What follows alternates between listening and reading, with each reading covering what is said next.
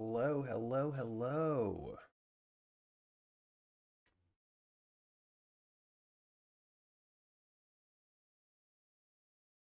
All right, well, I'm gonna get started here pretty darn soon. Take a hydration break first, because, I'm gonna be doing a lot of chatting.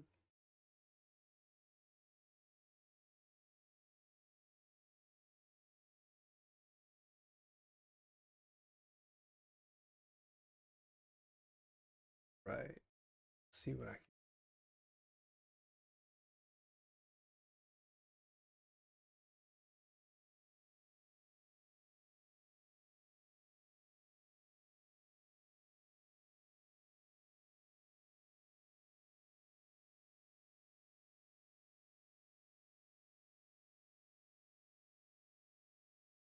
Oh, hello.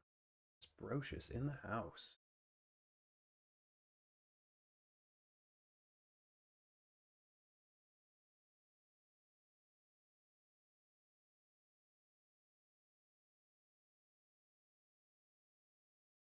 All right, so the way this is gonna work here, not Fortnite.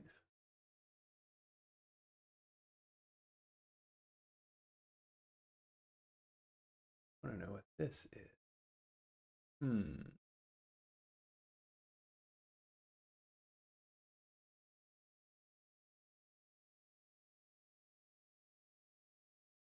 All right. So the way this is going to work is we are going to put this back here.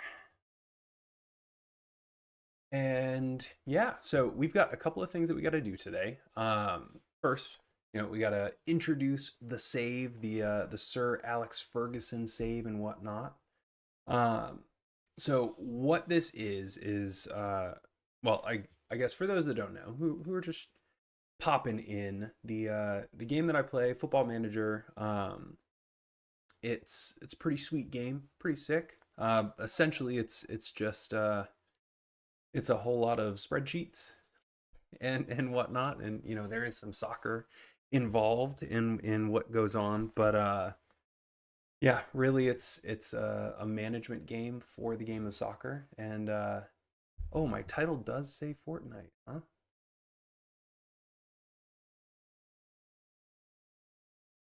Well, yeah, you got to you got to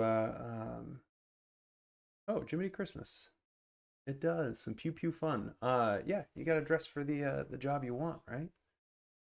Let me see if I can address that.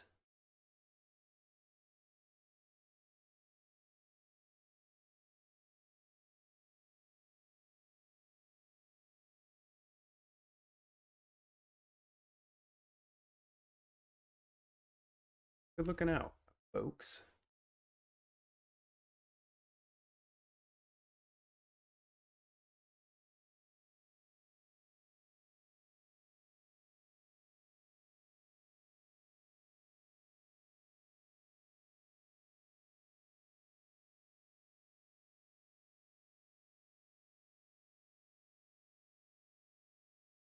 There we go.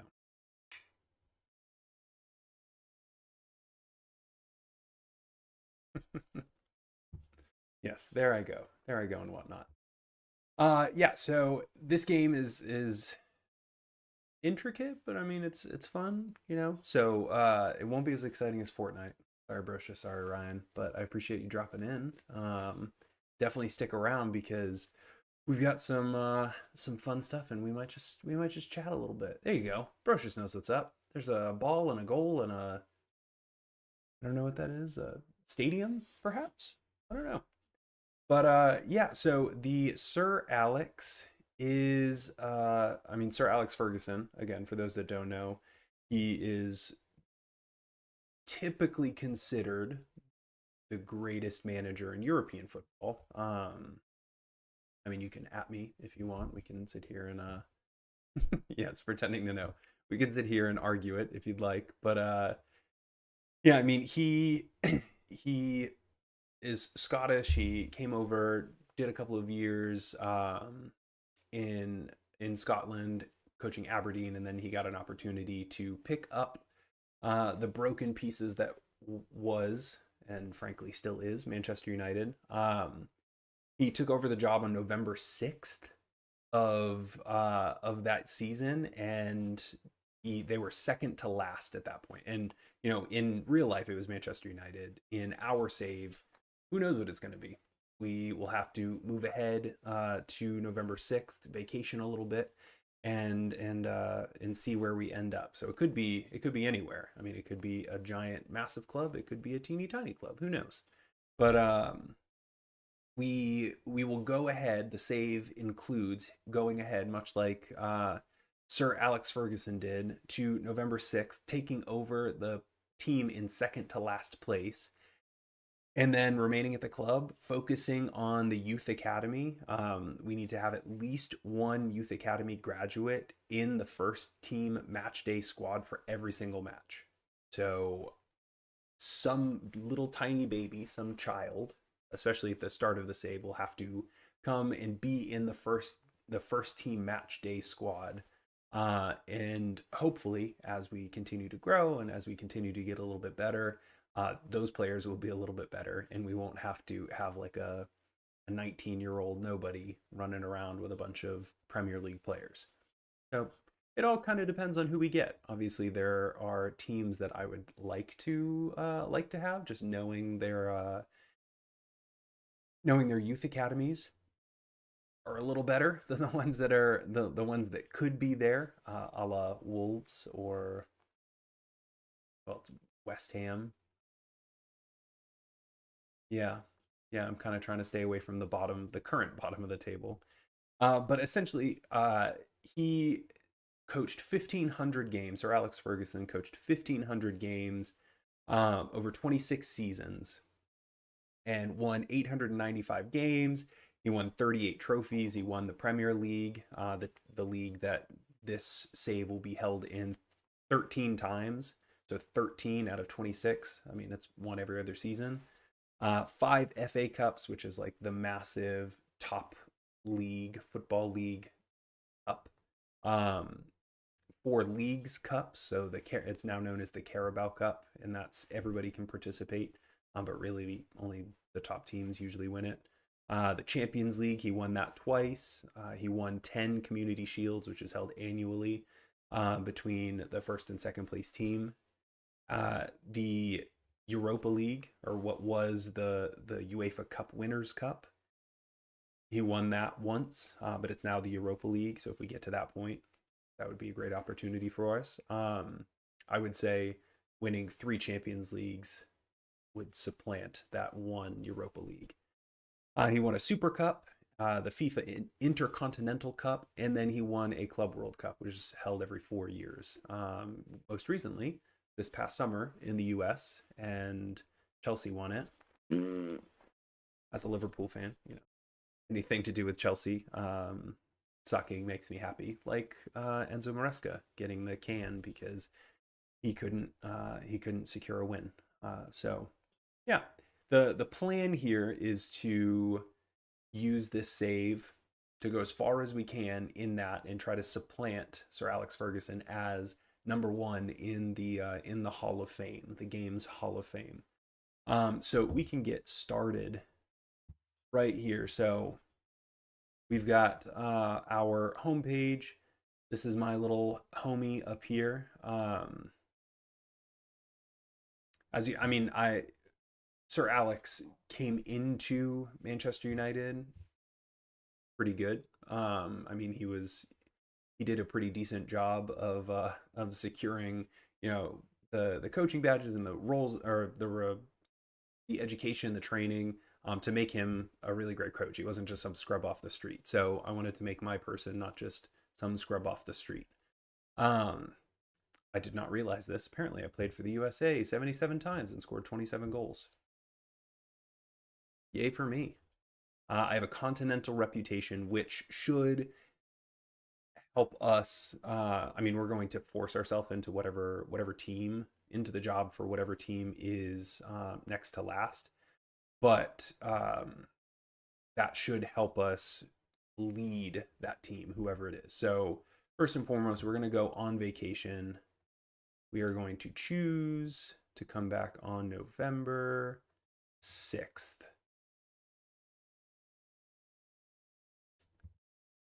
And yeah, we don't have any transfer offers, or we're not on a team. We can just confirm the holiday. And we're going to dip ahead just a little bit.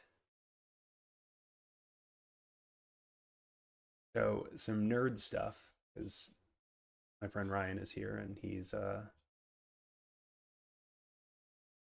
not a nerd, definitely not a nerd, but like a person that knows nerdy things. Um, so he might know stuff about, or like care. So I've done now, this is my third stream, and like through OBS, which is what I'm streaming through.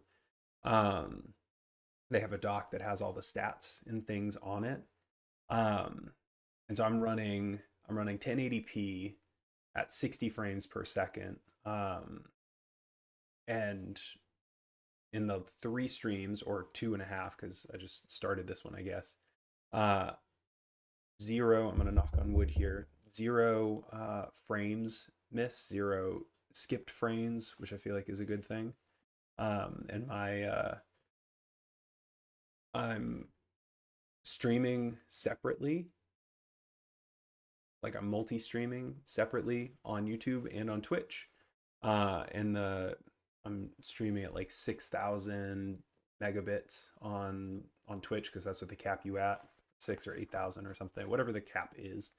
And I'm streaming on YouTube at like 10,000 megabits or something, because there's no top on that. But yeah, I mean my stats, my computer stats are in my YouTube bio, like video bio thing.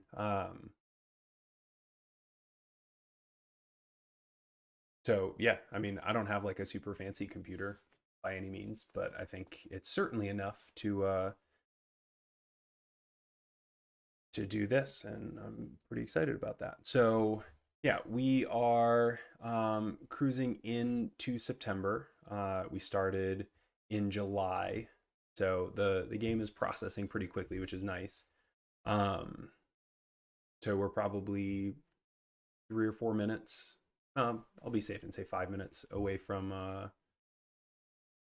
being able to bring the game back up and figure out who our team is. I mean, again, if we look at who is in the Premier League currently, or who would be in the FM26 Premier League.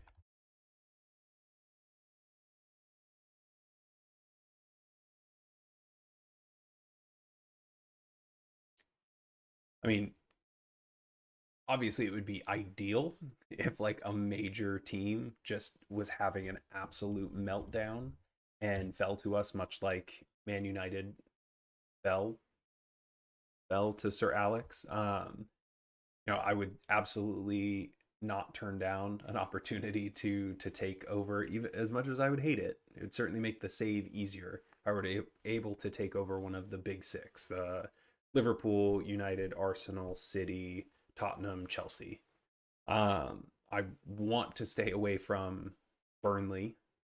I would want to stay away from West Ham. I would want to stay away from Wolverhampton. Fulham, I think would be really difficult. So I think realistically, just knowing how this season, like in real life, has panned out, and knowing how the real life season is panning out, RIP Wolves, though they did get a win today. So that was wild. They put 3 past West Ham in the first half, and then just rode that home, which is their first win all season. They've got 6 total points, 3 draws, and that 1 win. Now they have a whole second half of the season to score or to earn 7 points to miss out on supplanting Derby's record low of points in the Premier League. It has not looked good this whole first half of the season. So good for them for getting their win.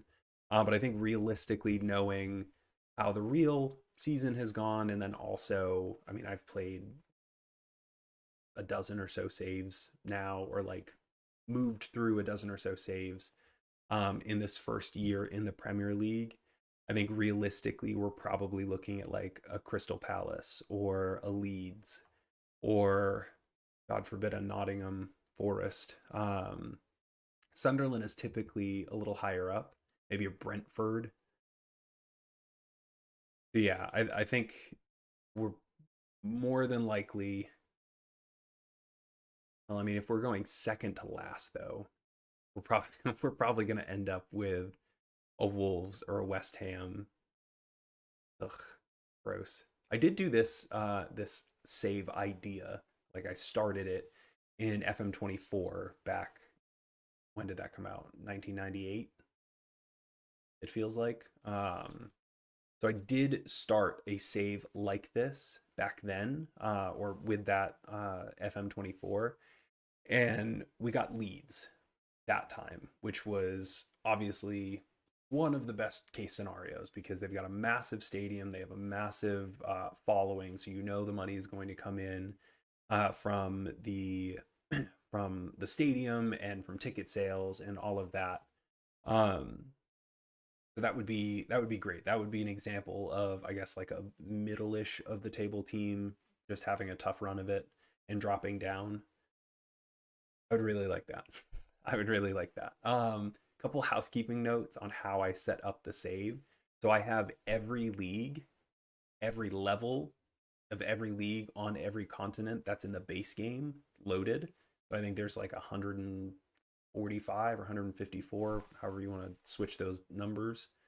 154, 45 leagues loaded across like 58 countries or something. So there's like 47,000 people. And yeah, 47,000 people. I don't have any of the women's, or I guess I have to have some of the women's leagues loaded, or all of the women's leagues loaded, because I have all of the men's leagues in those countries, the like 11 or 14 countries that have the women's leagues in this year's game. But they're all view only. So I have every nation, every league, every level of every league and every nation loaded, but I only have the top 5 in Europe as playable. Every league in those top 5 nations loaded for playable. So it is helping out with the speed because we have just ticked over to the 6th of November. So we're able to look at who will be looking at, who will be joining. But then also it gives us a huge player base to start pulling players in and quickly turn the tide. So I'm going to go ahead and switch over to my live screen here. And yeah, so let's go ahead and see who we've got. So Premier League. All right. So it's not going to be City. It's not going to be Liverpool, Arsenal, United, Crystal Palace up in 5th. That's interesting. Wolves up in 7th place. Wow. Okay. Well, that's a huge departure. Huge departure of where they are currently. Because we're halfway through the season in real life, and they just secured their 6th point. They're 10 games in here, and they already have 14, and they're in a European spot right now. Won't be Sunderland. They are high up in this save, much like they are in real life. Tottenham's pretty low. Newcastle's pretty low. All right, we don't have West Ham, which is great. Leeds, Aston Villa, Brighton, Everton, Brentford. It's not Nottingham Forest. Like, nervous here. Okay, it's not Bournemouth.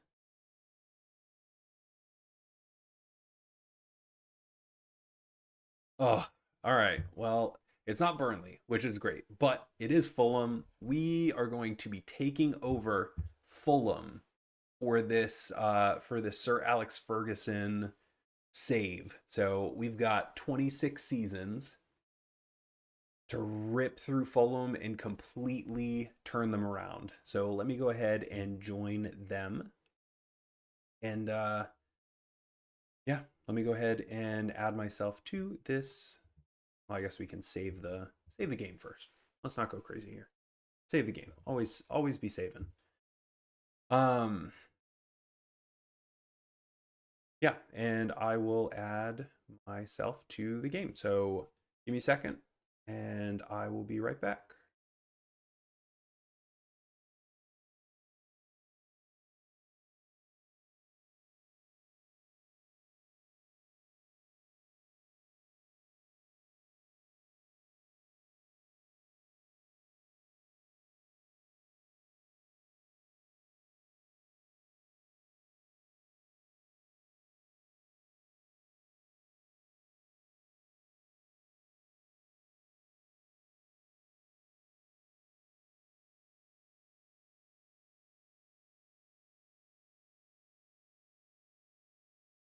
All right, so we've got Fulham set to appoint King Mercury. Craven Cottage dugout is set for a fresh injection of energy and impetus. Sure. As Fulham prepare to name 36-year-old King Mercury as their new manager. The American manager will bring character to the team, and the Cottagers fans are expecting exciting and entertainment football to flow right from the start. An accomplished figure, blah, blah, blah, blah, blah, joins the Cottagers in a move that will intrigue many within the game. Confident that my traits are well suited to building the sort of culture expected throughout the club. Well, I am a culture monger, so these friends in Fulham will absolutely be happy to have me. I can feel it. Former player once regarded as one of the best of his generation. I could have told you that. You just had to ask me. He also carries a global reputation for his work in recruitment and seems perfectly set for the opportunity. Hell frickin' yeah, duh. So let's go ahead and retire this homie.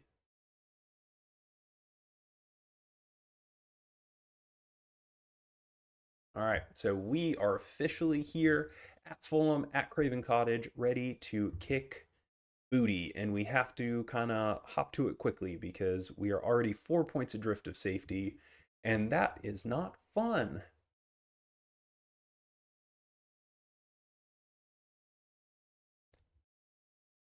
Is there something wrong with my feed, Brocious? That the camera?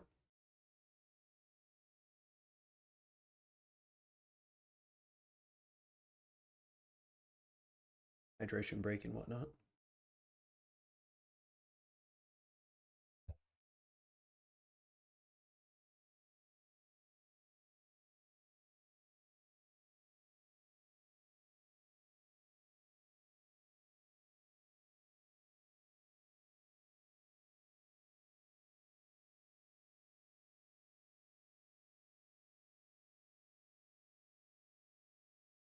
Oh, cheapers.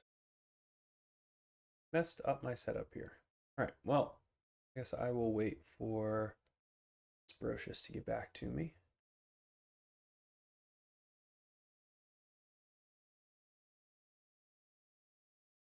All right, so first thing I always do in a save is look at the team. So we can go over to the squad because we will need to have a discussion about how we're going to set up. I guess currently we go to tactics. Oh, we have to set it up. So I wonder if we can. Where did I put my? I don't think I have a bookmark for fixtures yet. I really wish we could see like what we were playing. And a testimonial for who? See?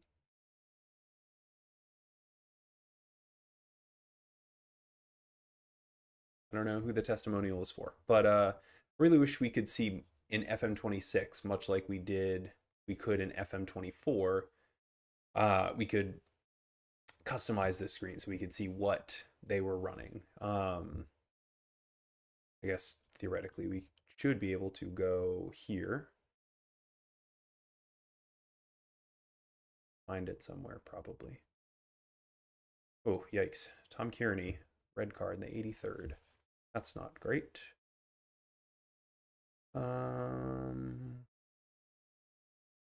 Maybe I can't see that. All right, well, the season itself has not gone great. It took us all the way until October. It took us 2 months to get our first win, and that was a 2-1 away win over Bournemouth, which is a decent win. But we took a point from Brighton, a point from Leeds, a point from Brentford, lost to United, lost to Bournemouth in the second round of the Carabao Cup pretty handily. But that doesn't matter because we beat them in the league. And then we lost to Chelsea just barely. So, I mean, the games have been close. Like, we lost 3-0 to Aston Villa, 3-0 to Bournemouth, but that was in the Carabao Cup. I mean, every loss that we've taken, save that Aston Villa game, has been by 1 goal. So I think defensively, that speaks pretty highly of where we are. I mean, we have a game against Everton away in 2 days. I guess we got to pretty quickly figure out what we're running here. In the setup to this save, I did turn off the in-game editor because I don't need that. But I also turned off first transfer window signings.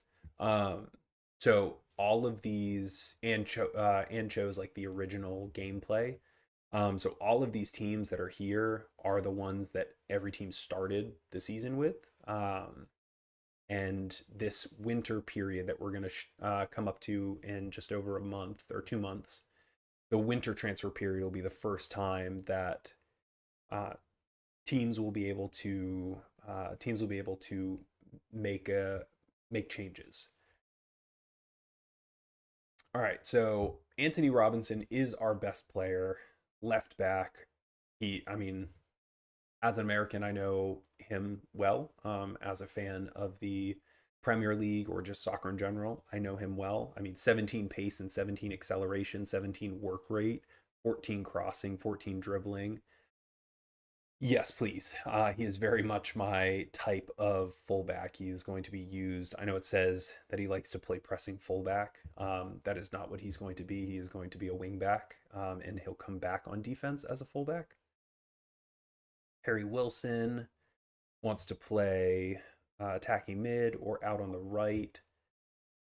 He's a left-footed player with 16 crossing, 16 dribbling, 15 finishing, 16 first touch. So his technical skills are fantastic. I kind of wish that he was a little better out on the left there because his preferred foot is left. So we may try to train him to naturalize out there on the left. Castingay, I mean, it looks like he'll be our right back again as a wing back. He's comfortable doing that. He is 29 though, so we'll have to keep an eye on that.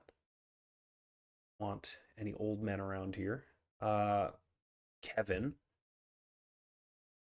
Cool. He is a left winger.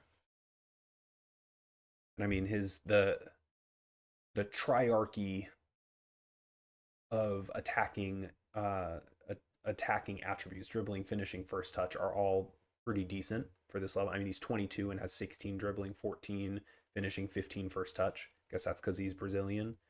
And 17 acceleration, 15 pace. His flair is off the chart, so we'll definitely be using him. He wants to be used as a winger, though, but he's a right-footed only player. So if anything, he would be like an inverted winger.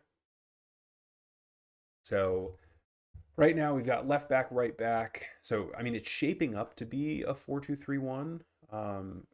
Tete's a right back. He'll probably back Castingay up, or maybe they'll just battle. Castingay's on more money, 25K more. But Tete's played more and had a better run of it. So actually, maybe he will play. Emil Smith Rowe. He's one of those players in every save where you're just like, he should be better than he does. And then you have the one save where he's just absolutely unplayable and is just a stud. And you're like, where the hell is this? I mean, with model citizen personality, we want more of that. So again, he can play in that center attacking mid role. And maybe Harry Wilson, this does force Harry Wilson out onto the left to be like a true winger or an inverted winger on the right. Sessegnon, he can play anywhere up the left side. Alex Iwobi will probably, he can play on the right as well. We've got a lot of, I guess if we put Harry Wilson out as a winger and Emil Smith Rowe can play naturally at midfielder, just like center mid, so can Alex Iwobi. So maybe it's a 4-3-3 instead. Calvin Bassey, he's only 6'1", but 18th strength. 18 strength is good for us. Bernd Leno. Again, I mean, 6'2" is great. Definitely something to start with. Adama Traore.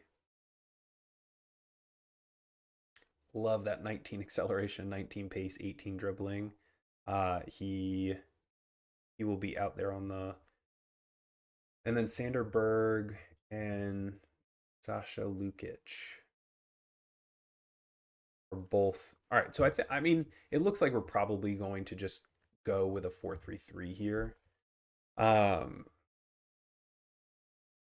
am a I'm a Gegenpress stan, but I don't know if starting with that is really the way to go. Maybe we'll start with wing play. I've had pretty decent success with wing play in my other save, my current non-league to Premier League with Marine AFC save.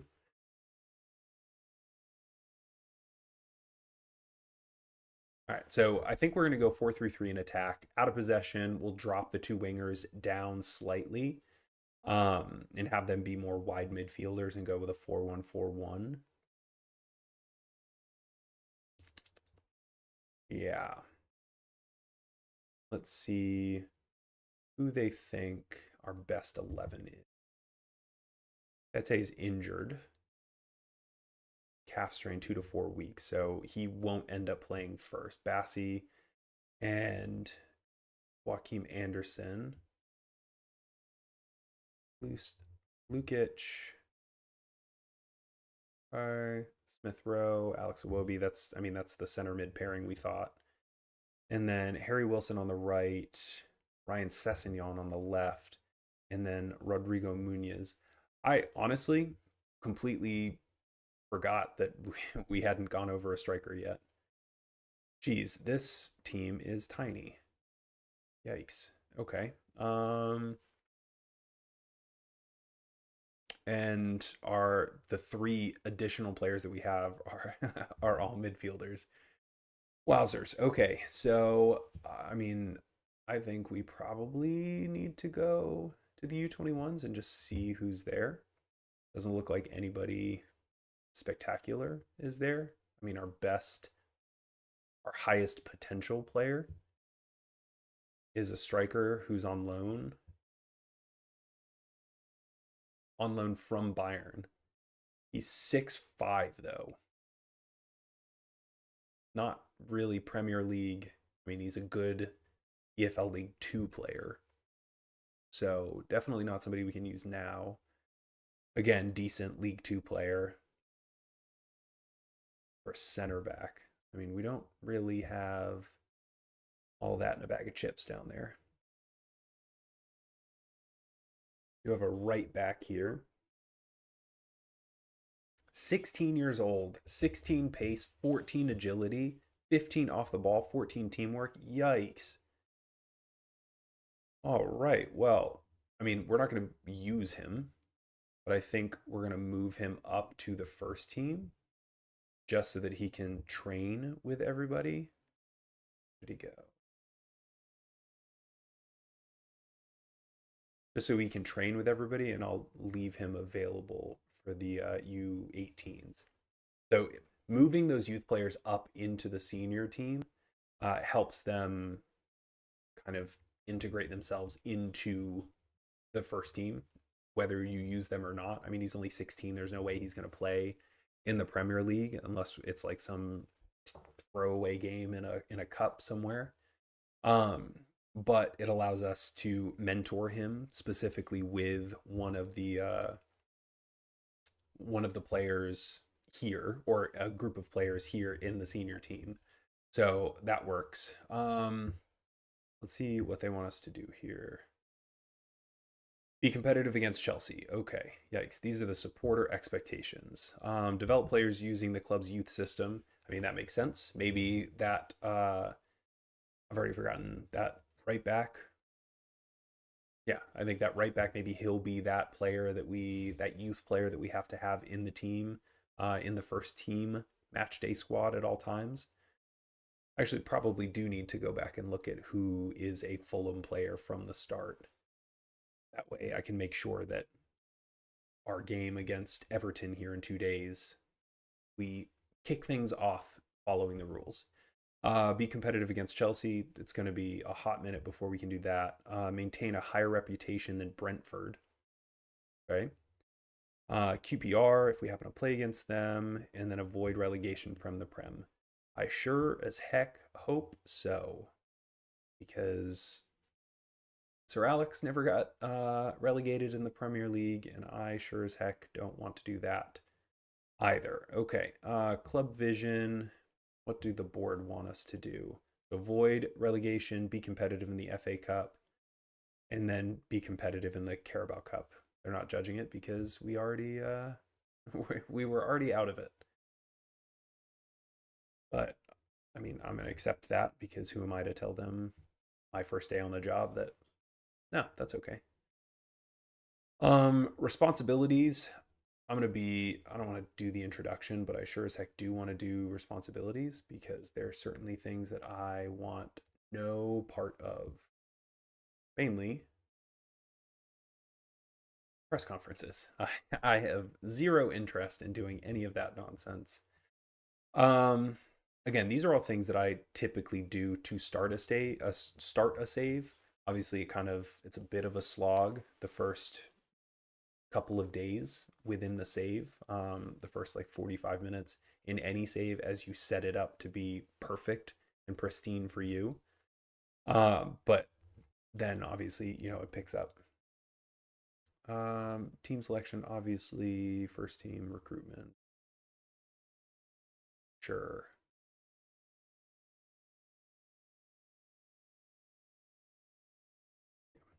Okay, scouting responsibilities. Sure. Our Brian Talbot is going to be our chief scout here and is going to assign all the scouts. I'll handle the scouting meetings. From that, transfers. All right.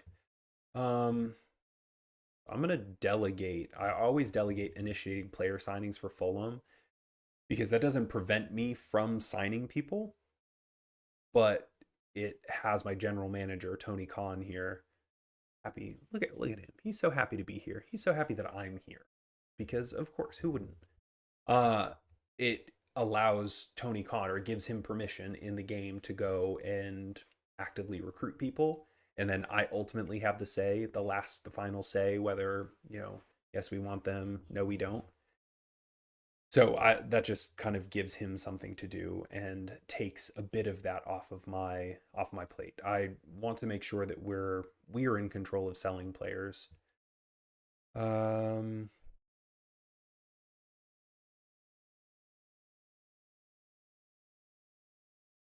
yeah, they can do loan players not in the first team squad. Um, Initiate player signings for the U21s. Hugh Jennings, I think that's how you say that. Huw. Hugh. Ooh, Hugh.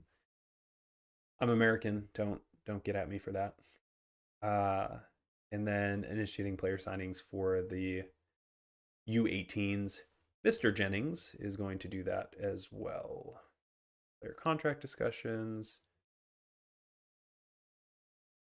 Sure. Who would do that? Tony Khan. No, I think I want to be in control of that. We already did media, training responsibilities. Yeah, I'm gonna do all the individual training, yada yada yada. Nothing there. Tactics, team selection. Can go to Goncalo Santos. Sure, match day. I'm gonna lead the pep talks. Aiden Mullins, our U21 head coach, can do that. Going to have them have the first team players and need a match sharp. Well, first team's not very big, so actually, I'm gonna start that off as never. Please remind me to change that once we start getting more people in the team. I don't want people playing down on the 18s. All right.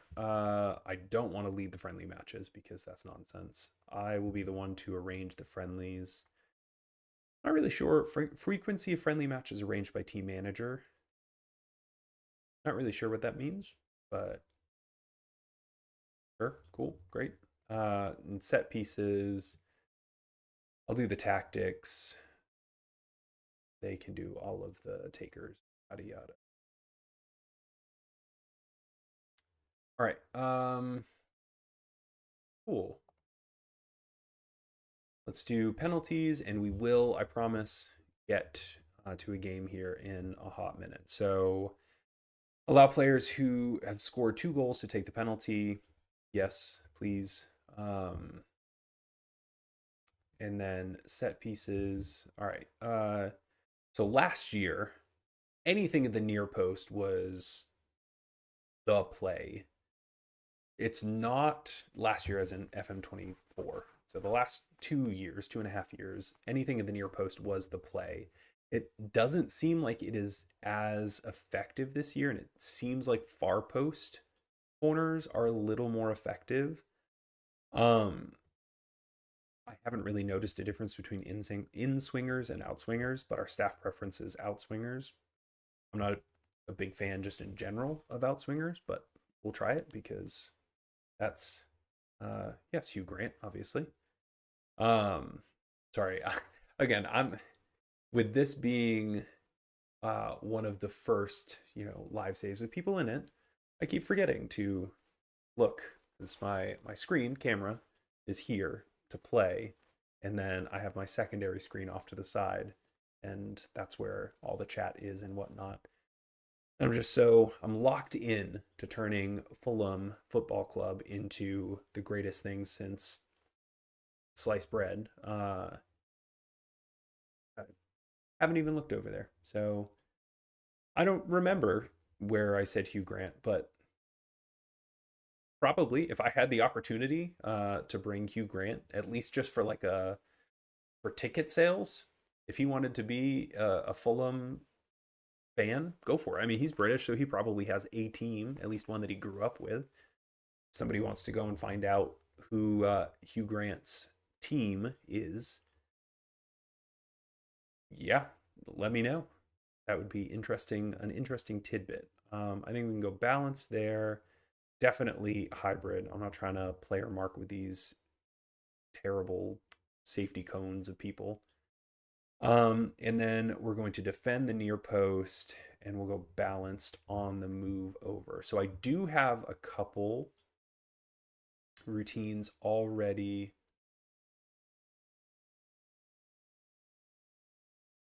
loaded. Hello. All right. So, I mean, they want us to do an outswinger, so we'll switch to an outswinger. So we do have one here on the near post. We've got 4 players on the near post in the box. One attacking the near post, one attacking the near post, or I guess 2 then attacking the near post. One lurks near the near post, and one marks the keeper. So if you look here, I mean, we're just trying to literally overload that near post. We've got one person, one playmaker coming short, just to pull an additional player out of the box there. And then we have lurk outside the area on the near side, and then lurk outside on the far side, just in case something squirts out to them. They can go and throw it back into the box. And then we do have 2 players that stay back at all times. That's the primary one. Then we have a secondary one. Again, I'll switch it to Outswinger because that's what they want us to do. And it's the exact same. And if you look, the responsibilities are the exact same between the two, except now because we're aiming for the far post, we've got all of our stuff going to the far post. So if we modify the routine frequency, I have no idea why that is there, but we're going to go more often with the far post outswinger and average for the near post outswinger. I do think it's funny that you can click both more often and less often. I don't know if that's a bug, but does that average out to average? I don't not really sure, but that should adjust that pie graph there. It doesn't, because what the heck? I don't want it to be near post average. Nope. Jiminy Christmas. Well, I guess we might just be forced to do those things. All right, free kick, shooting range. I mean, honestly, with shooting range, it doesn't really matter how you're set up. They're going to take the shot. Like, you could put whatever you want in there. They're going to take the shot. Taking it from wide, I absolutely want them to go for the best header. And then same thing with deep. I want them aiming for the best header of the ball. Throw-ins in the defensive third. Let's retain possession. Middle third, retain possession. And then attacking third. I'm not sure if we have anybody who has like a wild long throw. I mean, he's only an 8. Castingay is only an 8. Muniz is a 10. And Joaquim Anderson is a 5. Yikes. Okay. I mean, Calvin Bassey, he has a 14 long throw. But he would be one of the people that would be aiming for in that. Honestly, we might try that. We might try Calvin Bassey and then go long throw. Yeah. Okay. Anything else here? So much pressure to like know what I usually do. Ooh, all right. So Josh King is one of those players that historically, both in FM24 and from what I've heard in FM26, ends up being just an absolute beast. He's already played 9 substitute appearances at 18 years old. So almost every game, they've only played 10. Almost every game he's come on as a sub. He is homegrown, so he could be our player here in the first team squad. That's something that we should probably look at.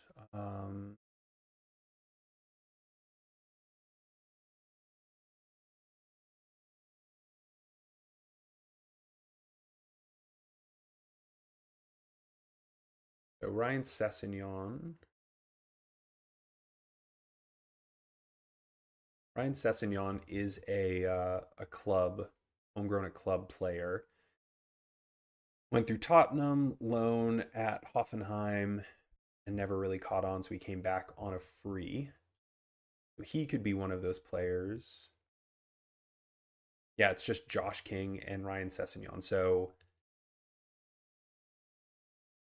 I mean, we're gonna have to do Ryan Sessegnon as well. I mean, we'll put them both, I guess. We'll put them both in the first team. We'll put them both in the first team. This, by the way, is my squad view, my custom squad view that I play with. So, if you wanna take a screenshot, start using it for yourself. That's cool. Like this, I don't think I have downloaded any. I mean, obviously, I haven't downloaded a skin. This is all like as base game as possible, just in an effort to keep it as realistic for you all, or as accessible, I should say, as possible. We are hemorrhaging money. Holy Jiminy Christmas! That's like $9 million a month that we're just seeing fly out the door. I haven't even looked at the finances. Whole Christmas. Okay. So we've got less than $1 million. We've got 2 months to convince the board that we deserve more money, which isn't that bad, I suppose. We have 82K available, so that's like one player. Not enough in the transfer budget to really make a difference. We do have a massive scouting budget. We don't have any star players, which I guess is good. What are our debts and loans? So we took a bank loan last year for $168 million. For what?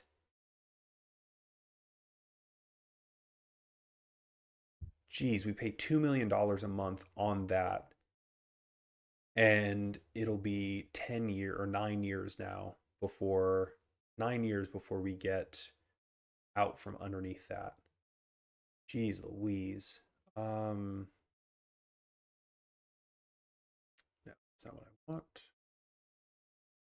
Our projections are looking awful. By the end of this season, we're going to be 32,000 in the hole.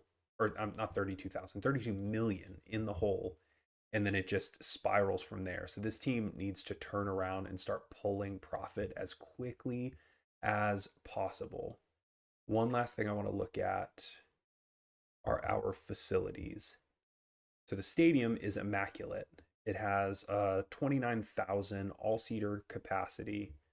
It was rebuilt in 2021, so it wasn't that 168 million wasn't on a stadium. Perfect field conditions. Hotspur Park in London. Excellent training facilities. Our youth facilities are good. Academy coaching is great. Youth levels 1. All right. Well, shall we skip ahead here? Because again, we can't really do anything. I'm Marco Silva. We can't really do anything right now because I'm just going to confirm the captains because again, I don't know these guys from a hole in the wall. So it's not up to me, I guess, right now to say who's going to be a good coach or not. All we can do right now is play games because we can't sign anybody. We can't even sign free agents because I put that first transfer window closed off. Squad introduction, I don't really care about that.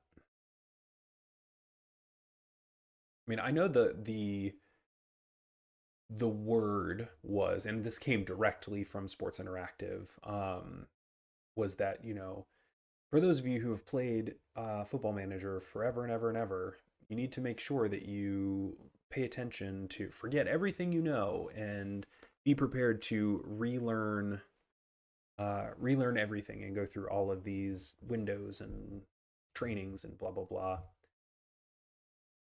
I Whatever. I'm not stressed about it. All right. Well, I guess this sort of makes the decision between Josh King and Ryan Sessegnon as our academy player in the first team match day squad easy because Ryan Sessegnon is now out for a month with a moderate hamstring strain. So let's go ahead. We play Everton tomorrow away. We'll get this code of conduct out of the way first. Sent off straight red. If you're doing that 3 times, I'm taking 2 weeks of your pay. I don't care. Sent off second booking. That's fine, I guess. I won't be too harsh on that. Multiple booking suspension. That's fine. All right, gone AWOL. I always, if they're gonna go AWOL for 4 days, I'm getting rid of you. Missed training, getting rid of you. Like I'm not playing that game. You all are grown ass human beings. No, thank you. I'm not here to babysit you. We'll confirm that team selection advice. So they want us to move Castingate into the right and Kevin out there on the left. Actually, that's something I forgot to do. So Sessignon can't play there right now. Who did we say we were going to have out there?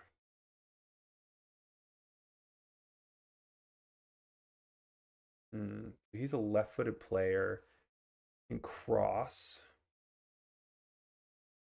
Maybe it's him. Maybe it's Kevin. Oh, yeah, yeah. This is that Brazilian guy. I'm going to have him go out there. Sessignon can come off. Tete also needs to come off. He's not going to be fit.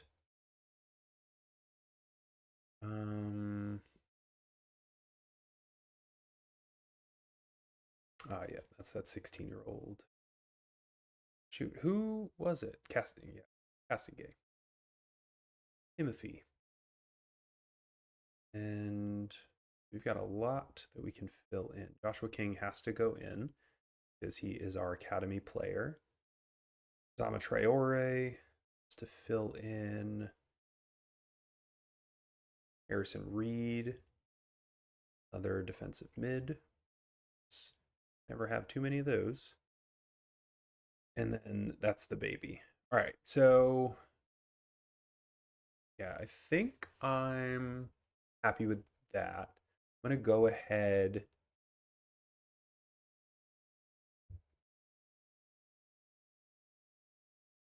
and pick the roles in and out of possession. And just, again, I just want to see these dudes play. Their tactical familiarity is not great right now. Which is funny because this is how they want to play. David Moyes.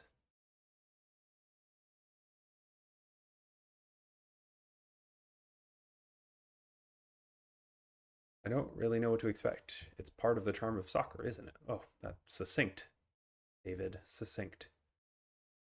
I don't need the dynamics.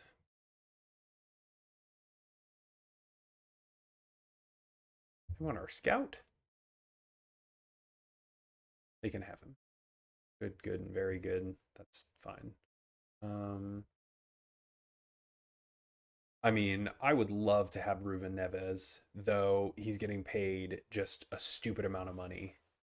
If we could get him to anchor that midfield three as like a deep line playmaker, that would be wild. Or how much he wants.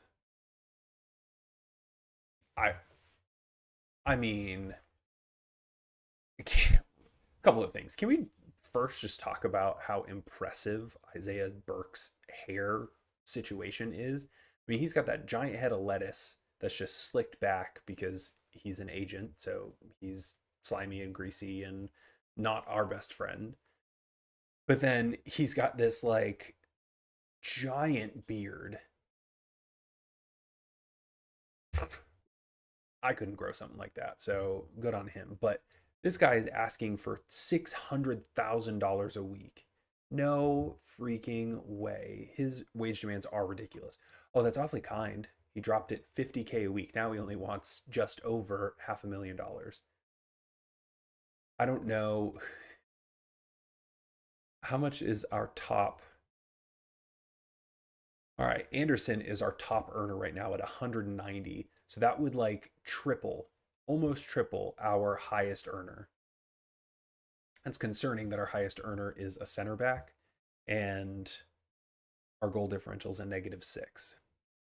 So I would love to have you, Ruben, but I'm sure as heck not going to pay $6 million in transfer and then $500,000 a week. Not going to happen, dude.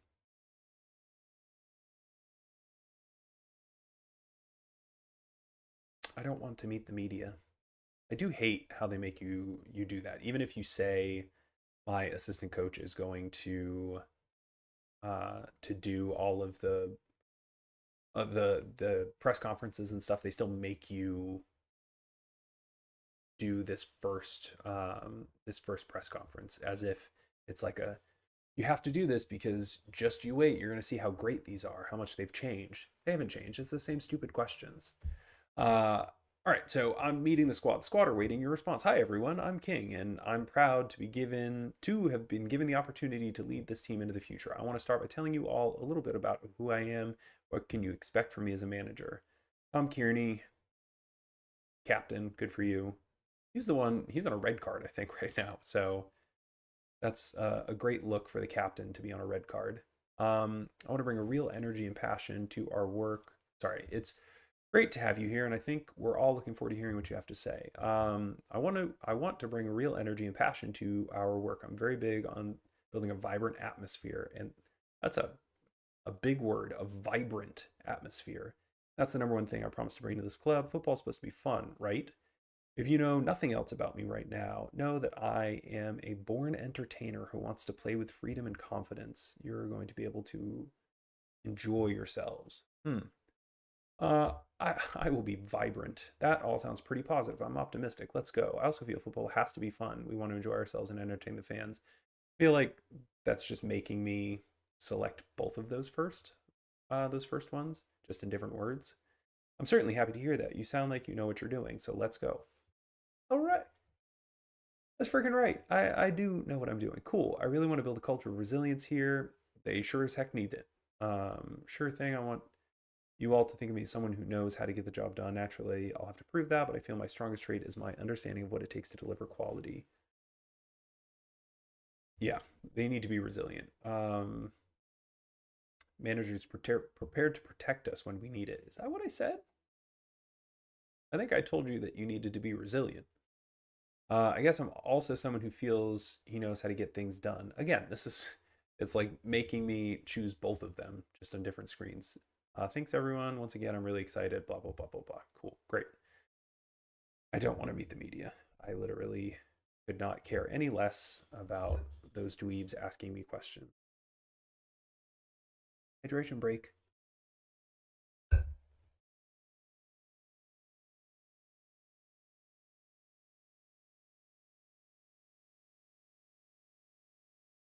The 14th through the 18th. So we have this game against Everton, and then we've got like a 2-week break. Tactical advice. Holy jeez. Okay. Forgot that Tyler Dibbling made the move from Southampton to Everton. Good for him. Good for him.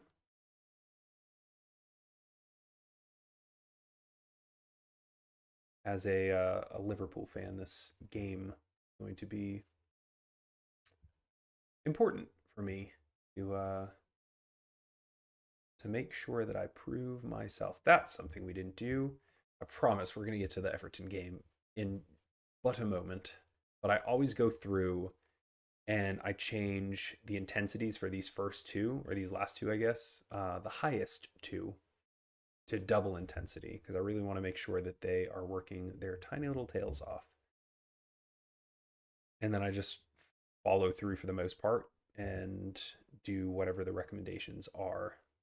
You can come over here to set and have Bruno Mendez, our head of sports science, set all of the training intensities, but I find that at times they screw those up and I have to go back through anyway. So it's better, I feel, to just set these up the correct way the first time and then just do it piece by piece after that.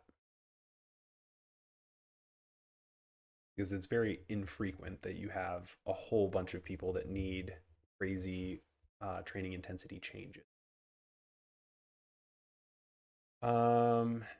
City and Liverpool are going to play fitness test. Vanderberg had a partial pass. We're gonna need him to have a full pass. This would be awesome if Al Hilal were able to get Holland off of City so that we didn't have to play him. That would make me very happy. All right. So we've got for our very first game here in save. Again, all I did was best 11 and then change the two injured players. And then I allowed them. I just kind of put the in and out of possession magnets up on the board in the locker room, and I let the boys kind of just decide what they want to do. So we'll see how this goes and see if anybody knows exactly what they're doing. But we have Leno in goal, Robinson, Bassi, Anderson, and Castagnier across the back line. Lukic at the single pivot, and then Iwobi and Smith Rowe just above him. Kevin and Muniz and Wilson as our attacking three. Balance mentality. Nah, fam. We're going positive. Usually I just go crazy and do attacking, but I figure this is the first game. We'll let it ride. We'll let it ride.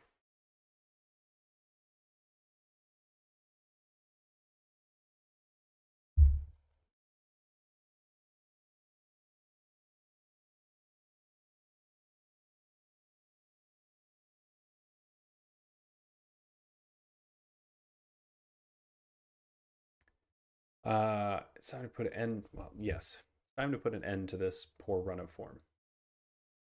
That is accurate.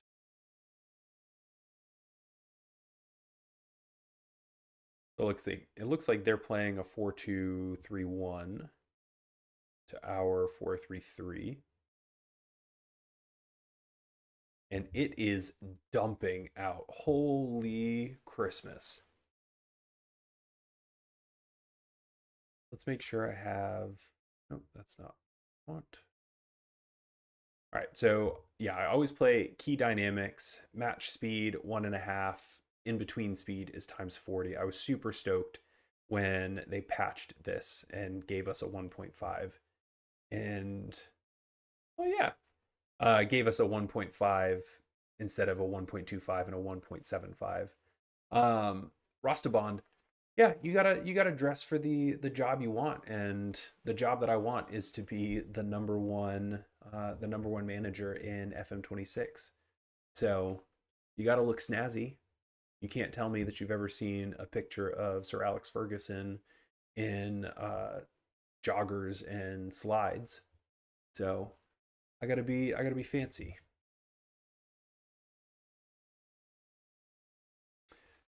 All right, so again, I have absolutely no idea how this game is going to go. We have started brighter. I mean, Everton were 10 minutes in, and Everton haven't had a shot on goal or a shot period. I'm surprised that they can even see the goal in this deluge as Alcaraz, oh, geez, swims through Kevin, pulls back. Smith Rowe goes up to Muniz, who just heads it to Tarkovsky, not knowing that Tarkovsky doesn't play for Fulham. And Beto gets let up and over the top and pushes it just wide, thankfully.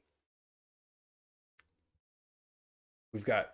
I I was not paying attention to when I allowed the players to pick their roles and responsibilities. I did not realize that both of our center midfielders, Iwobi and Smith Rowe, are playing as Sasha Lukic from Kevin. Just sneaks it in. Let's freaking go. Lukic with the goal. Let's praise that. Kevin drops it off right at the top of the box. Lukic puts it on his right foot. And there must have been a deflection there, but he doinks it off the post and in. It's Lukic's goal because it was on frame, regardless of the deflection. I don't know why that replay was from the side.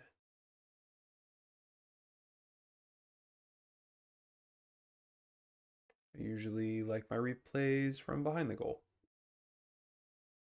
I'm gonna have to compare the those settings to my non-league to Premier League save with Marine, because I have everything set up perfectly there, and I haven't had to touch it since like the second episode of that series. We're 18, 17 episodes in. If you haven't seen the save, absolutely check it out. We've been doing wild stuff. We're trying to take non-league Marine AFC. They start in the National League North, take them all the way up the table and win the Premier League. If we can put some European glory in there as well, I absolutely will take some of that. But I'm not trying to push a single club save like that, starting with a minnow, because they were, I mean, at the beginning of that save in the National League North, they're like, they're supposed to finish toward the bottom of the National League North. And I'm not trying to ruin it for anybody, or I won't ruin it for anybody, but we did not finish at the bottom of the National League North in that first season. Iwobi gets fed in, and Pickford makes a massive save. So if you wanna see some awesome highlights, episodes are like 25 minutes. I try to keep them around 28 minutes. Looking for something to watch on your lunch break? Want to see more of my beautiful face? My eldest son is going to be incredibly embarrassed that I just did that. Castingay sends it in for Muniz, and we are up 2-0 on Everton. We are all over them. Let's freaking go. Muniz, you can have some of that. And then Castingay, absolutely. He just chips it up into the back post. Muniz gets in front of that center back. I have no idea. No, that's not who I want. Tarkovsky. Yeah. He's the ears. If you've never seen James Tarkovsky, a picture of him, my guy's got satellites for ears. I'm surprised he did not hear the ball coming off the ground and getting in front of that. But yes, shameless plug, again, for like the third time now. Shameless plug, non-league to Premier League on my channel. We're 17 episodes in. And we are pushing our way up the table in an attempt to make it to a Premier League win, get some trophies in there, and go from there. It is a let's play save, so we go 2 games an episode, and typically move our way through a season in about 8 to 10 episodes, depending on what happens in that episode. So check it out. Kevin is carrying an injury. I'm gonna praise the boys because I think they definitely deserve a bit of a praise. And I'm gonna check in on Kevin. Potential lower leg injury. I think up 2-0 we can pull him off. Chukwueze can come on, and he's gonna be a winger. And then Adama Traore wants to play on the right, but I'm not going to take Harry Wilson off.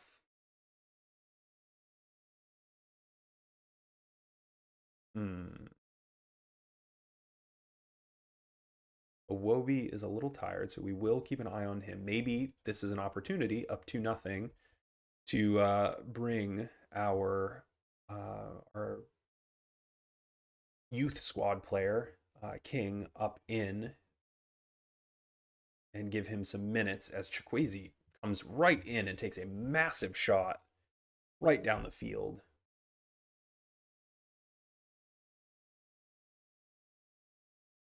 I'm just seeing this. Rostabond, Beto is so Beto. Yeah, I feel like Beto is one of those players like in this match engine should be so good.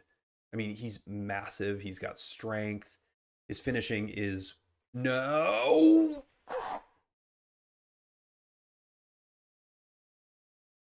And we're going to give up a penalty on that? Are you freaking kidding me? Burn Leno. Oh, man. What? All right, Carlos Alcaraz goes and jumped over the ball. Burn Leno doesn't get any of it, as you all saw. It just continued to trickle toward the outside post. And Burn Leno goes and takes Alcaraz out. Alcaraz steps up for the penalty, puts it to Burn Leno's left, and he's nowhere near it. But yes, Beto is one of those players that I feel like should be so much better than he is in the game because he's got like all of the OP traits and is never as good as he should be. All right. Awobi is not doing well, though we are now 2-1. So I'm hesitant maybe to bring Josh King on. Maybe we settle things down, bring Harrison Reed on instead. Give us more of a defensive option. Put him at a central midfielder. We'll double up on central midfielder. I mean, his teamwork is 17, so we should absolutely be able to work with Smith Rowe and Lukic to see this game out. We might switch up some instructions here. Time wasting more often. Goalkeeper distribution, slow it down. And we're going to regroup behind the ball, I think. Slow the tempo down a bit too. This could be all for naught as Dwight McNeil. Wow, okay. Dwight McNeil almost shaped that into the back stick, but he doinks it off the post, and we get incredibly lucky. Anthony Robinson, I don't know what that that action was, but it's like he did a scoop turn with the outside of his foot facing away from the defender. We have 5 minutes of stoppage time. We're about to walk into. Oh, no. 3 seconds left. Just clear it. James Garner is going to put it in to the back stick. Jordan Pickford was up there, and he is, I think, the one that got on the ball. But we have secured our very first win of the series. We absolutely should, because 11 shots on target, almost a flat 2 XG. I mean, Pickford played out of his mind, which I think that's just what he does. Literally, like, plays out of his mind. That man. Goalkeepers are all a little scary and crazy, but I think that guy in particular, when he's on, I mean, he's like psycho. So we've secured a win in our very first game. We went away to Everton and won 2-1. So that represents our second win of the series, or of the season, first of the series, and both of them have been away. And again, it is a 1-goal differential, which sort of speaks to how close all the rest of the games have been. That does not pull us out of safety. We do have a game in hand, or I guess everybody else has a game in hand that's around us. So hopefully Bournemouth loses, Nottingham Forest and Brentford lose, so that we can continue to claw our way back in. We paid Arsenal $550,000 after Neil Smith Rowe makes his 45th league appearance. I took Kevin off for a bruised shin. Wear shin guards, dude. Like, it's not that hard. It's not that hard. I always like to go through and just, especially if I'm new to the team, go ahead and anybody over a 7-7, or if they do something great like score a goal but they're at like a 7-6, I'll give them a little boost. If it's anything that's a 6-3 or below, I might get into them a little bit. I won't get into anybody today, or probably for the next couple of games, just because I'm new. And that would be, in real life, that would be real weird if I were to just show up and start yelling at players for not working very hard. That's troublesome. City goes and puts 5 past Liverpool. I guess that's pretty representative of Liverpool's season thus far. We either score a bunch of goals and give up a bunch of goals, or we don't score any goals, and neither does the other team. What is this? Skip the introduction. Care about that. What does our staff look like?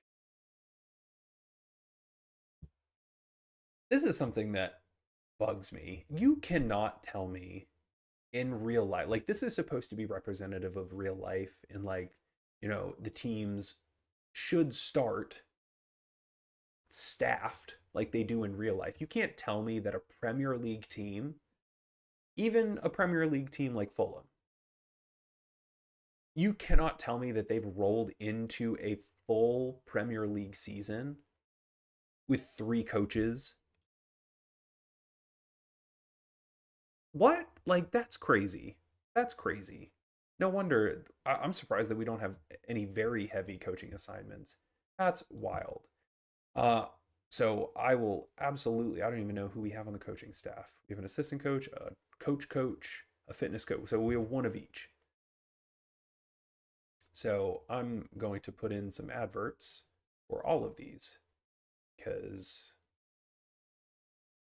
I don't know what the heck um what Steve Wigley, I don't know what he's been doing this past 6 months, but it sure as heck hasn't been doing his job because we're missing like more than half of the staff. That's crazy. So Wigley, your 7K a week that you've just kind of been putting in the bank account and going and hanging out at Starbucks or whatever. No more. You are actually working. That's crazy. We've got 3 scouts. Honestly, somebody, I should go and just fire Wigley for not doing his freaking job. We don't even have a loan manager. What the frig? At least we've over a full complement of physios. Anybody close to being Tim Maynard? He's a good physiotherapist, but he's almost done. Jeez Louise. All right. Yeah. So I placed the advertisements. I can go into the recruiting, into the staff database and do all of that. But for me, as a fan of Let's Plays, as a fan of like true, genuine, realistic play, I I work really hard not to do that. And it's same thing with recruitment.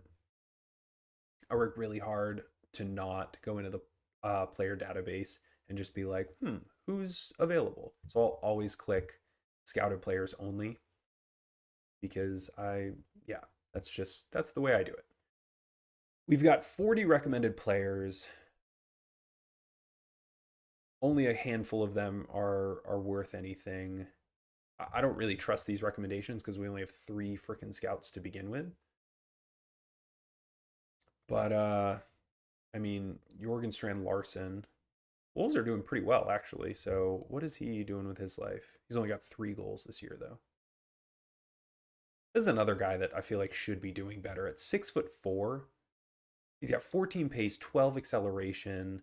His finishing is 14. Like he should be uh, a player that works in this game. João Gomez. They think that we should just raid Wolves here. It looks like.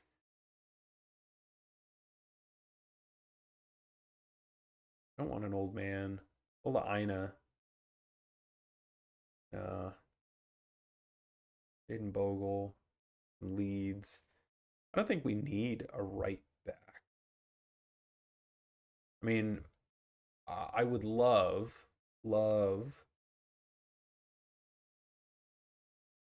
like a true striker, I think. I mean, Muniz is fine, sure. 24, he's got finishing is great, heading is, fine and all of that. But I want somebody that I know. I think center back is probably where we need to where we could upgrade. I don't think we need to because we've kept all the games pretty close, but we could upgrade there. Um, and because we haven't scored very much, I think we really anybody in the front 3, their jobs are kind of up for grabs here. Guess we should probably put Kearney back in or Kearney.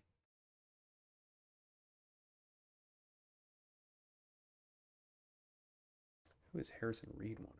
Wolves? I mean, if they want to give me $20 million for him, I wouldn't say no to that.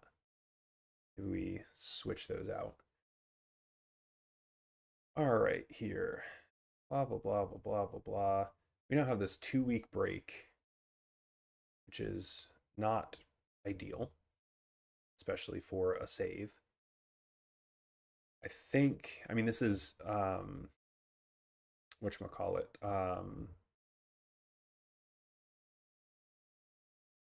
international break. So, like, I don't think a whole lot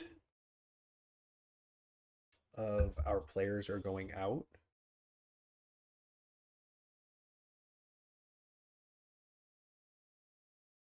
Got a couple there.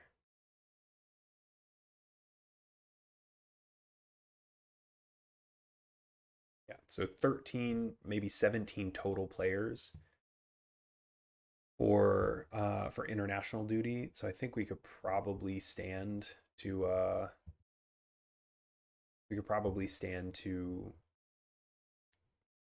maybe send some people on vacation and get their minds right, and then maybe do have them come back and do a friendly. Talk about the Premier.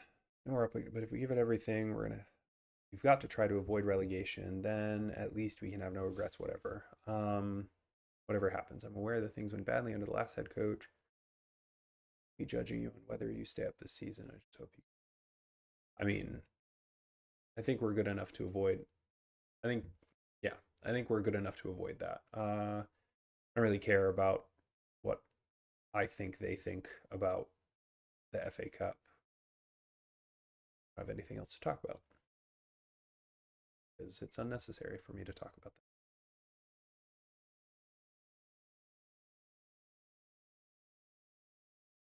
that. Yeah, I might send people on a break here.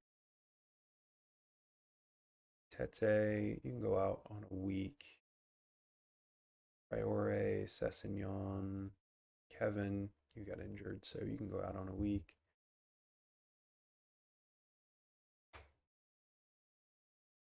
Probably just send everybody out for a week and then bring them back and do friendly where we can just crush some dinky little team, get our fitness back up, get our happiness, our mood back up, because the mood, and if you've played this game before, a mood can absolutely take over a team and crush you. Josh King, sure. I haven't seen you play yet, but I think you probably deserve a break, my guy. Unbeaten home record for Crystal Palace. They were pretty high up the table, if I remember. Nottingham Forest slapped Leeds 4-0. Jeepers.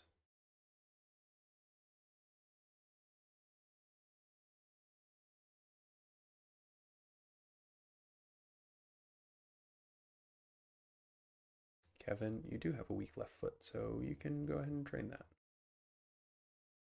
And so one of our 3 scouts is now gone. Lone approach for Brody Dare. They want us to offer Macaulay Zeppa. Sure, you look good enough. Not making you a fringe player. Hate that. And sure, you can go out on loan. Yearly salary rise. Sure, not going to give that to you.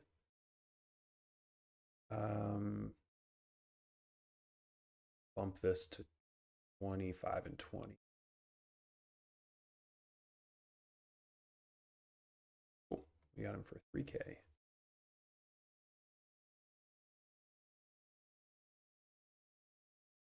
So again, I'm going to send everybody out there on loan, or not on loan, on leave. I'm going to set up maybe on the 17th here, set up a friendly. Let's go and crush some team.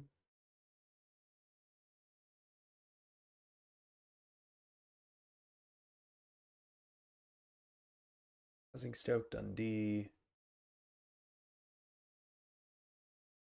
Are all people we're affiliated with, and I don't want to play any of them. We'll see. Team that costs the less. Kings Park Rangers, KPR. Wasn't that a thing? Like we needed to do better than QPR. Do you think it'll do you think it'll mean the same if we beat KPR? So Sessignon will come back in 2 weeks. Tete will come back in 2 weeks. Jesus. Our U21 team is not very good, or at least the goalkeeper is not very good because 7-0. Jeepers. All right. Benjamin Lecomte. Absolutely send Kevin because we love Kevin. We love Kevin. International Roundup. Blah.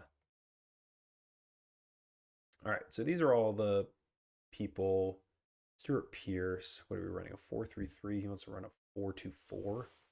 These are all the people that are suggested to us. Good goalkeeping is not good enough for me. Fitness coach. Competent? No, thank you. I mean, maybe we sign Stuart Pierce just because we are in desperate need of a coach. And his defensive coaching is pretty spectacular, even though he wants to play a 4-2-4 and then play 5 in the back on defense.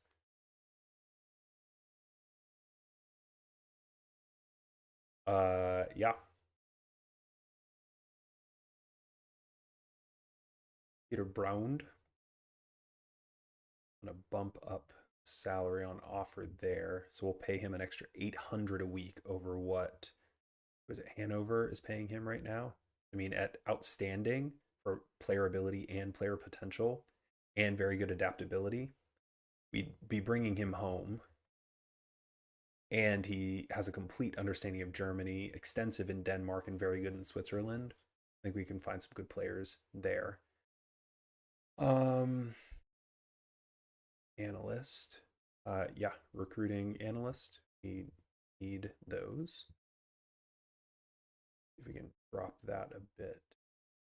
Oh, he's already at Leicester. Never mind. To keep that up. Now, even if we give these people money, I mean, I granted we are in the Premier League, and I think even Fulham probably has a better elite adaptability. Yes, please. I think Fulham, because they're still a Premier League team, I think that they probably have more pull than Leicester. An outstanding sports scientist, sure. At a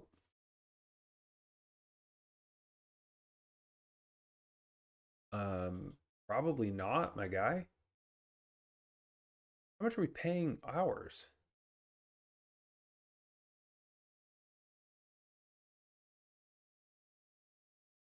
Is that the going rate now? No, our head of sports science is only making 8K. And Jack Grinstead, he's a freaking fitness coach that's moonlighting as a sports scientist. God only knows. All right, well, he's good at least. Yikes. Okay, well, I'm not going to pay him that sort of money. That's crazy talk. He wants to go, if he wants to go to 8.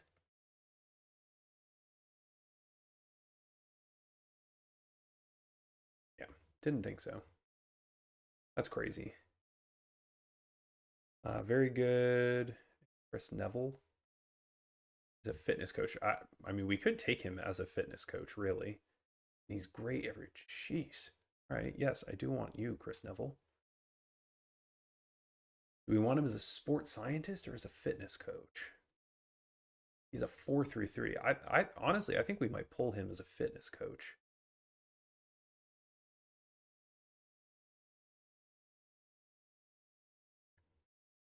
He plays our system and he's good at that.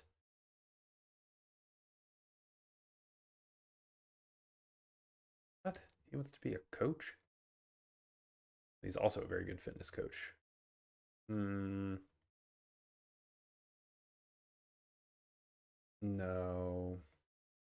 I don't want you as a coach.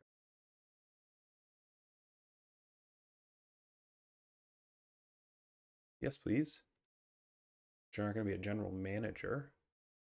Or will you? Genuinely don't know.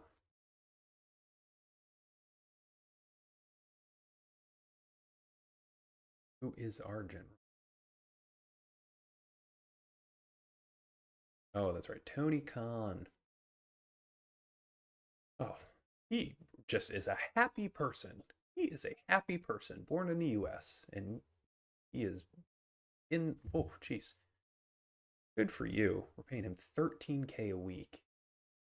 I mean, I would say Francis over here is absolutely.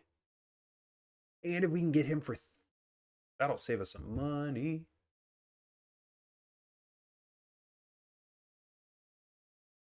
I mean, it'll probably cost an arm and a leg to get Tony Khan out of his seat, but these are all for manager spots.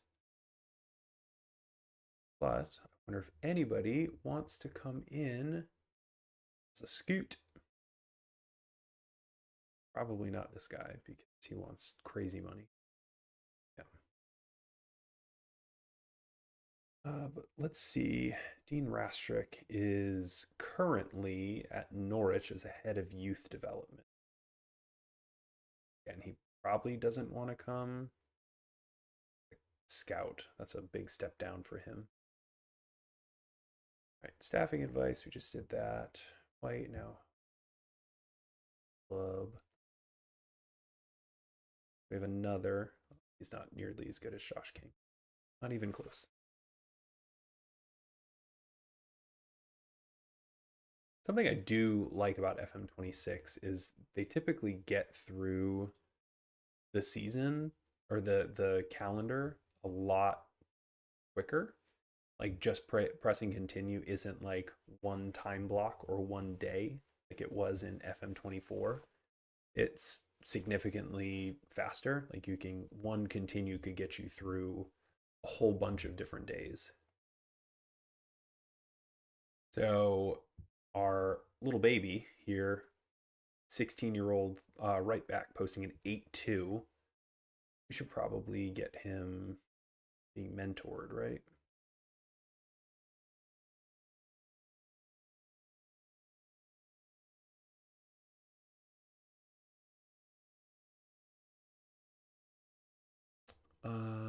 Why am I not remembering where mentoring is?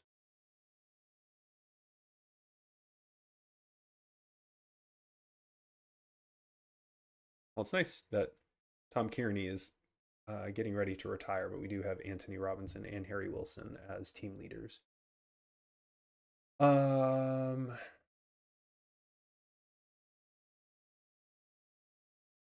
I missing this?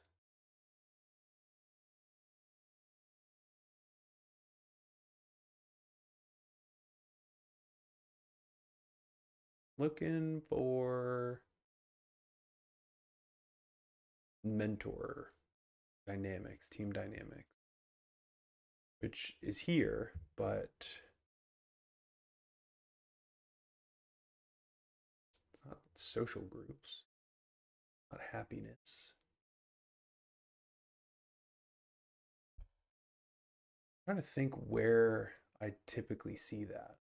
I usually let it roll into my mentoring. There we go. Duh. Goncalo Santos. Let's go ahead and have you do that. All right. So our little baby is, yeah, okay. He's being mentored by Anthony Robinson. That's spectacular. Bassey's doing well. Harrison Reed's doing well. Cool. Let's go over here, update these. I mean, there's not really much to do because everybody's on vacation. Let's roll through.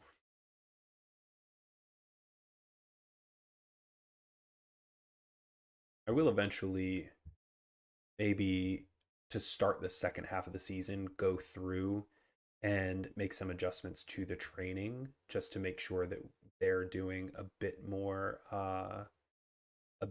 work, on like team cohesion, and that we're reviewing. Oh, well, that's not great. Burn Leno out. Frickin' frick out for 2 months. I don't even know who our backup is. Benjamin Lecomte. Well, he is not better. Jeez.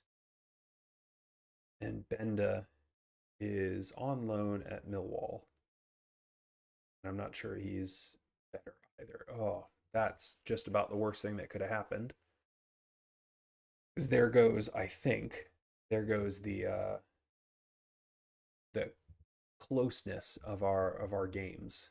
I mean, I can almost guarantee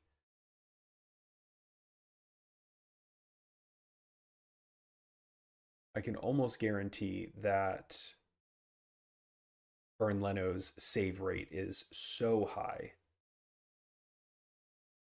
If renew without being covered by his current permit that goes until 2026. Yeah, so the end of the season. I'm fine with that. We are just re-signing him. I'm going to go through first and save this tactic, save this selection.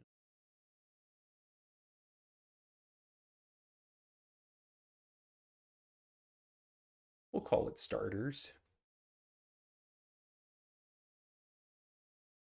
We can go back through and use the suggested tactic to go and beat the crap out of. That is an impressive photo. I don't even know who that guy is, but that is an incredibly impressive photo. All right, so Tony Khan, it's going to take him close to $2 million to get out of town. Yeah, I think we do that because I mean Francis is just so much better at everything, and he knows like everyone. Exceptional in Argentina, complete in Chile, complete in Turkey. Yeah, this guy's gonna know some people.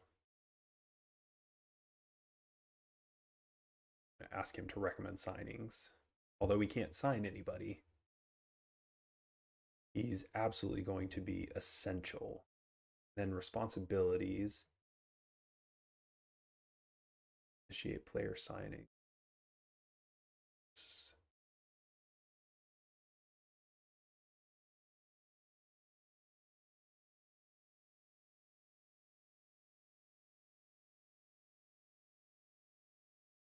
What else did our general manager do?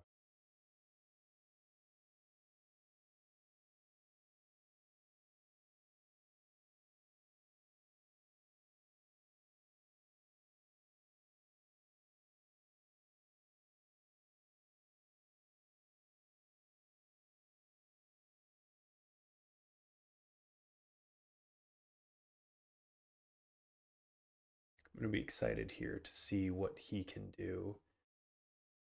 As Chris Neville is going to come in as a fitness coach. That's great for us. Pierce is going to come in. Stuart Pierce is going to come in as a coach. That'll be great for us. I don't want to end our search for a fitness coach. I want to adjust these. I don't want to end our search for coaches because we're in such desperate need of everybody. Goncalo Pedro, I mean, he's at least a good, very good coach. So I'm going to put fitness coaches back on, maybe get one more. I think if we can get 3 good ones in the door, that'll be fine. And Stuart Pierce is in. I'm actually going to have us continually searching for another coach. I hate how it does that. It's like forces you to stop looking once you hire somebody. The game doesn't recognize that I still have I still have only filled a third of my my spots.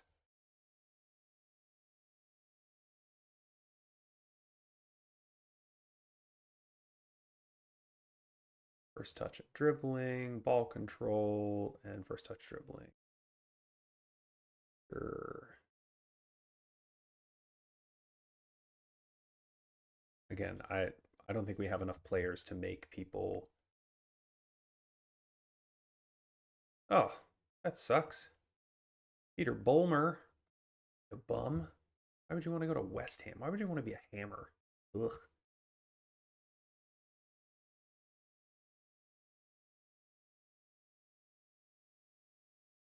All right, recruitment analyst. We're going to pay a fee of $325,000 from Leicester, but he was really good.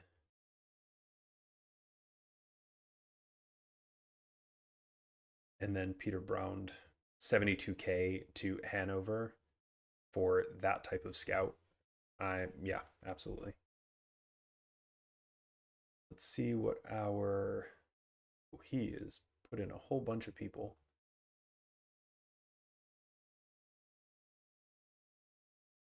Okay, all right. So we've got crazy number of people that we can go.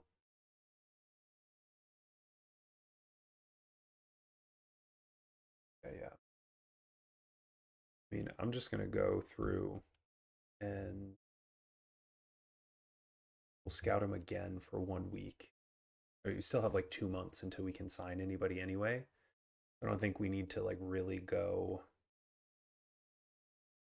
crazy. I'll ask him for signings. Again, we need more scouts and recruitment analysts. That's just so crazy. I have to go in here every freaking time and be like, hey, don't forget, we only have 3 out of 12 spots filled. As expected, we beat the crap out of KPR 5-0 with a completely rotated squad. I don't think there were any starters in that squad.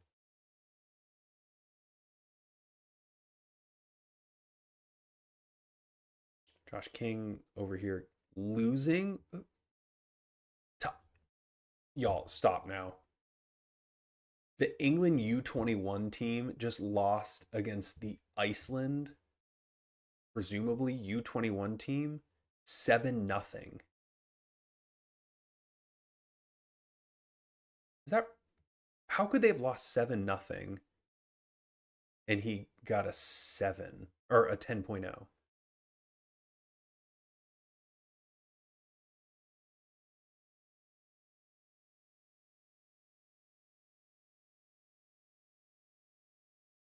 No, they beat. Okay, okay, that's confusing, right? That's this is confusing because it's Josh King. He's playing for the U21 England national team. Their opponent is Iceland, and I mean, I haven't lost my mind, right? That open red circle means loss. 7-0. Not sure that's right. Eddie Nasasi. He's only 6 foot tall, though.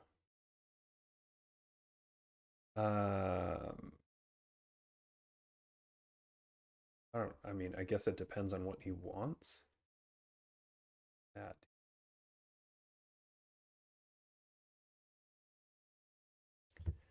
I mean, I don't know about that.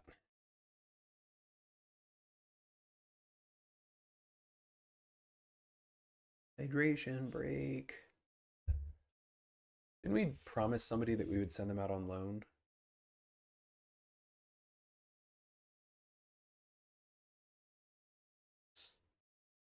Promises, yeah. Okay. So we did tell you that we would send you out on loan. Oh, I haven't done this yet.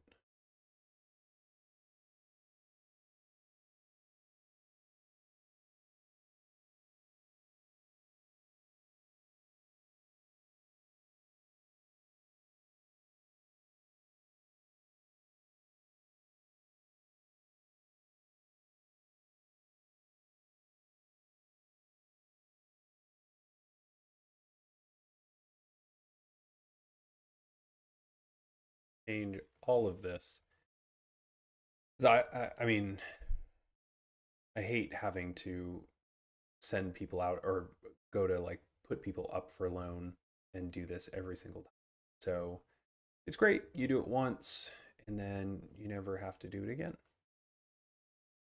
And I realize that I can just use first team settings, but I'm a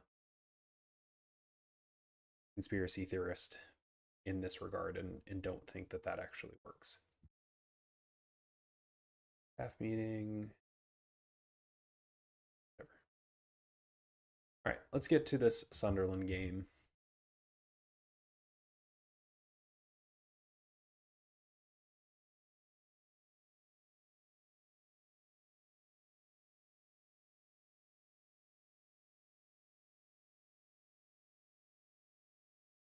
Ooh, a lot has happened. Sunderland scouting report. So they're in 13th. All these players have come back from leave. I mean, it wasn't really a leave, I guess, for most of them, because it looks like a lot of them were with their national teams.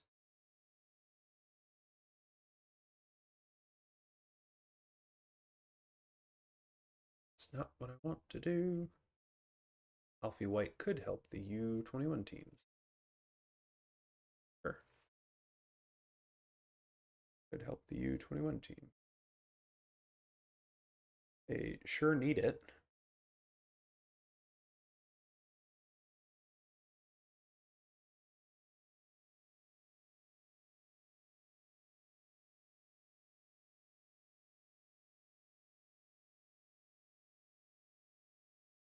At a 6'9", I don't think and 1 assist in the last 5 games. I don't think his form deserves much of anything. Weston Supermare is in for Oliver Mayer. Staffing advice. Steve Holland. I've had him in a couple of saves. And he has been a very good coach for us. I don't want a goalkeeping coach that's just good. And he's a 4-3-3 guy. I'll take that.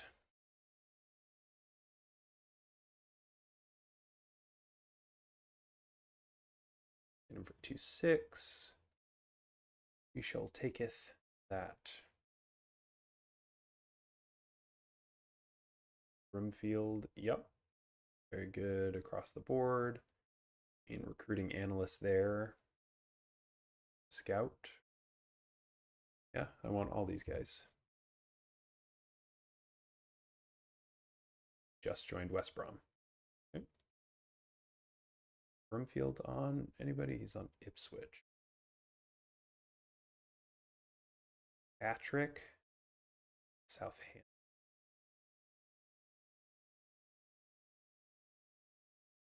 Why are these people being suggested to me? What the? I mean, I would love all of you, but nobody wants to do this. He is a better physio than he is a whatchamacallit. sports scientist. Outstanding, yeah, okay. Adriano, very good. Rob Birch, very good. Keeley, F. Warren. Oh, he's a U21, so they want us to bring him up. Outstanding, Alan Fettis. So we've definitely got some excellent candidates here. Dave Watson, David Coles. All right, so Alan Fettis was, yeah, 424. Adriano, 532. Ooh. Good, very good, reasonable. What did they even offer him? 532. Birch, 442. All right, well, I mean, I think regardless of what they want to run, we should probably pick up the outstanding, just like increase the skill level of our staff. So that should put us at 3 goalkeeper coaches if they end up getting pulled. Continue that just in cases.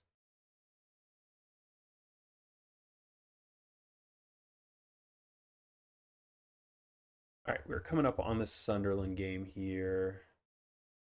Again, Ruben Neves, we're not going to be able to afford you. I guess theoretically we could, but I don't want to.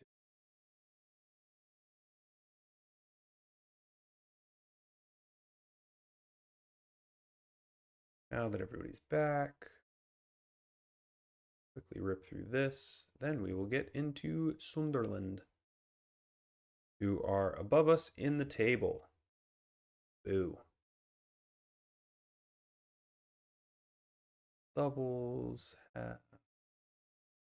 Go.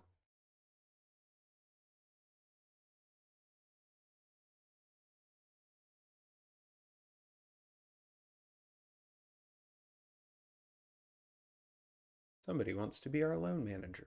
That's great.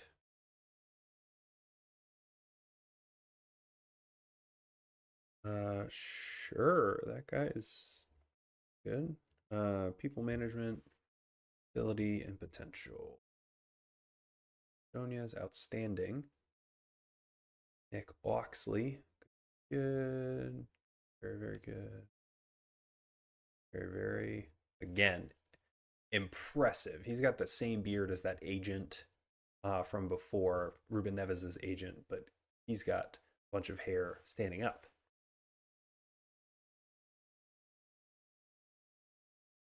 I might grab him just because I love the way he looks. Love the cut, G. Sikiru Kapuno? Kiru Kapuno? Yeah, man. You want to come be our loan manager? I'm not going to give you that much money. Oh. I do want to see here. Very good, very good. Let's see what Yannick wants. He wants more money than that. Yeah, I think that's probably good. Performance analyst. Oh, Gardner. Tactical knowledge. Very good, good, average.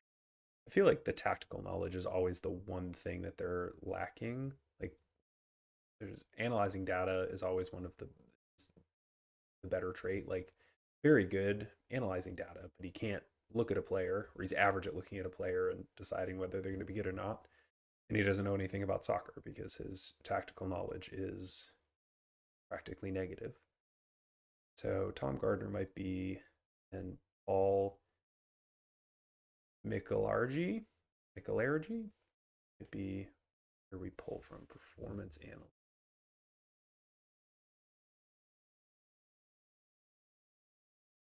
425. We can get him for a little bit less. Who knows? 2-3. Great. Continue that. All right, team selection advice. I'm going to go in and use our starter selection. Unfortunately, Burn Leno is out, so Lecomte will come in. And what is this person? Alfie McNally. And pulled up from the babies.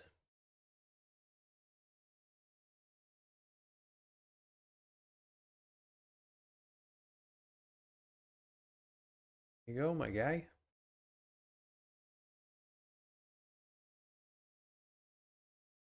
That's better. All right. Anybody on the bench that we probably should have in here? Harrison Reed. Again, if they want to give me $20 million for you, sure, go for it. Dama Traore is wanted by Burnley. Sure. Crystal Palace want Anthony Robinson. We still have 2 years left on his contract, so I don't need to worry about that. And then Al Ittihad want Emil Smith Rowe. If they want to give me a crap ton of money for him, that's fine, and I'll make a 4-2-3-1. So Kevin is back. Is Lecomte playing goalkeeper? Is he a ball playing goalkeeper? No, he's just a normal. We'll switch that for you there, guy. All right, well, here goes nothing, I guess. So we get over to the next day.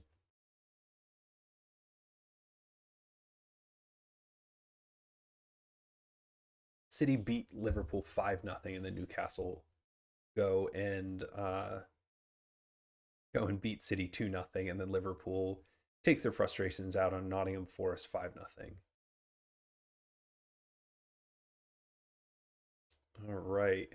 A lot of these players are very familiar to me because, again, my very first save that I ever put on this channel was a Sunderland Till I Die save. If you haven't checked that out, absolutely suggest you do that. It's from FM24, so maybe you're still interested in it because it seems like everybody really hates FM26, but here we are playing it, and we're just gonna have to go for it. But yeah, I recognize Reinildo. Obviously, Granit Xhaka was there later, but Chris Rigg, we sent him on loan to like Romania or something, and never saw the light of day. Simon Adingra was great for us in that first season or two, and then he got replaced, and his replacement was phenomenal. Enzo Lafi, another one of those like stellar players that first season or two, and then he just kind of fell behind as we added people.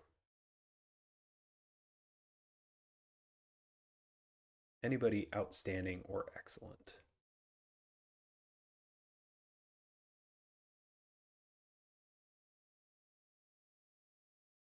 Dylan Murnaugh.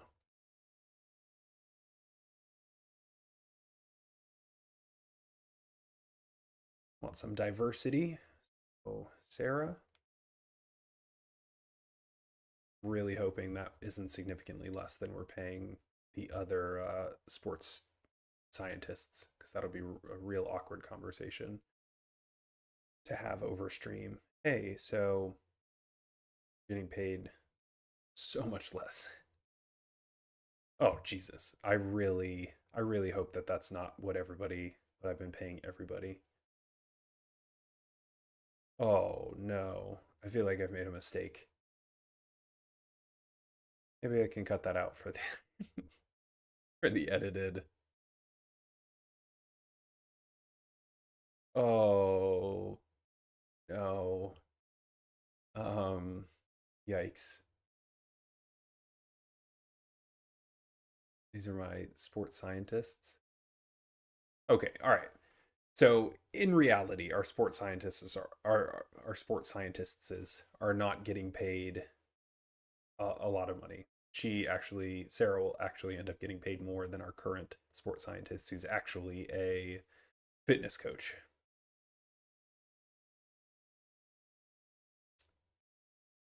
can we send you to our affiliate? Until he turns 8. Okay, well, I guess when the transfer window opens. Yep, come on in, Stevie boy.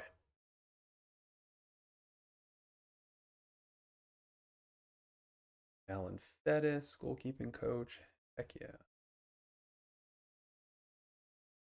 All right.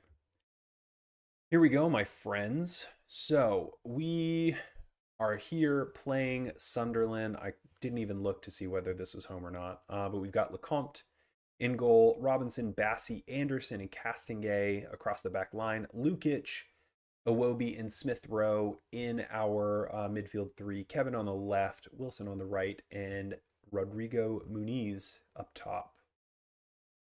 Evan is lacking match sharpness.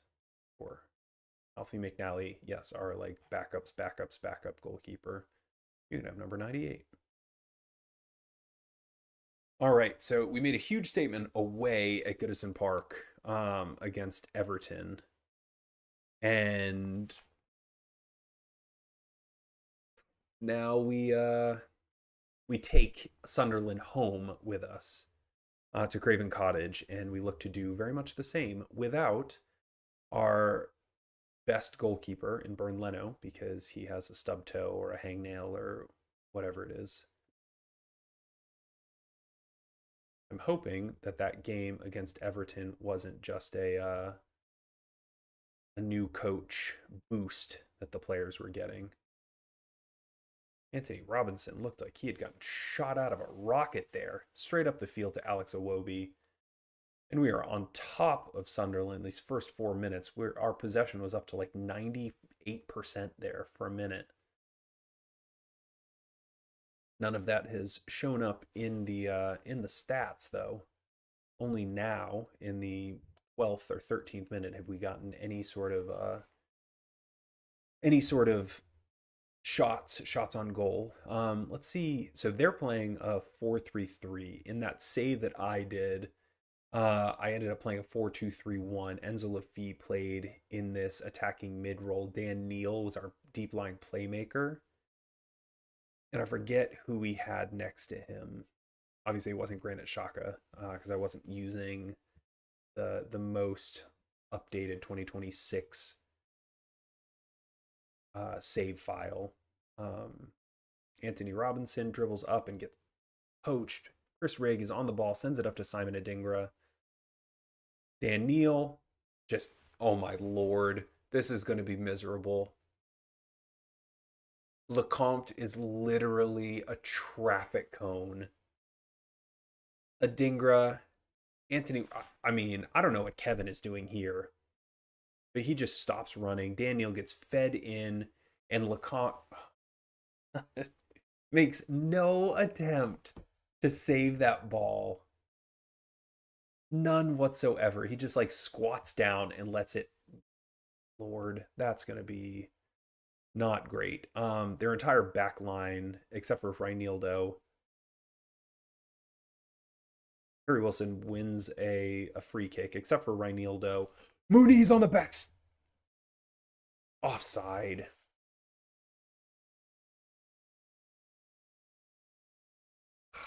Frickin' A. That entire back line, except for Reinildo, are people that I have never, like, I never played with. Alderate, Gertruda, and Mukiele. I didn't have, again, I had sort of the penultimate update when I started playing. So Xhaka hadn't been signed yet. I think it was just after Simon Adingra had gotten signed. Interesting, they have him playing out on the right side though. We had him on the left. I mean, he was crazy. He had in that first season, I think he had like 9 goals and 18 assists or something. I mean, he went wild. We need more possession in the second half, which is, I mean, it's crazy to say that because we literally started this game off with 95, like high 90s possession, and we're only what, 9 points off. our of even possession, our statistics have been much better. It's just that stupid freaking goal where we were just like, ooh, no, I don't want to play right now. All right, Timothy Castlegate, fine. I think this might be our second highlight. What a huge throw by Castlegate. It's offside anyway. Um, didn't we look at his long throw and he had like an 8 or a 9 long throw? That did not look like an 8 or a 9 long throw. All right, I think we got to bump the attacking play up here. Make some substitutions. Harry Wilson's on a 6-0-4. What? Anthony Robinson is tired, but he's our second best player on the field behind Emil Smith Rowe. Alex Iwobi has been awful. We bring Kearney on. Kearney. Yeah, you can be an attacking midfielder. I want you to be a wide. Be a straight center mid. Both the wings have been awful. Chukwueze came on and did a decent job, but I'm going to have him be a wing. Raul Jimenez can come on for Muniz and have him be a center forward, have him sit higher up. Have him sit higher up the field, and I think making 4 in one sweep is probably enough. Harry Wilson cuts inside, Castlegate to Iwobi, Castlegate back to Iwobi, back to Lukic, Iwobi, out to Anthony Robinson. Come on, get to the end line. He does not. Kevin out to Anthony Robinson, and it's cleared. Castlegate back into the box. Harry Wilson out to Lukic, Emil Smith Rowe. Oh! That's the third offside we've had on a pretty intense highlight. Cracker Jacks. All right, let's see what we can do. No time. Less often time wasting. Speed up the goalkeeper distribution.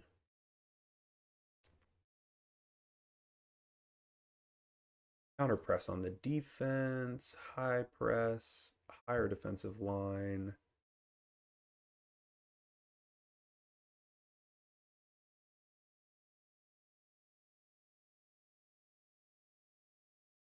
Yeah.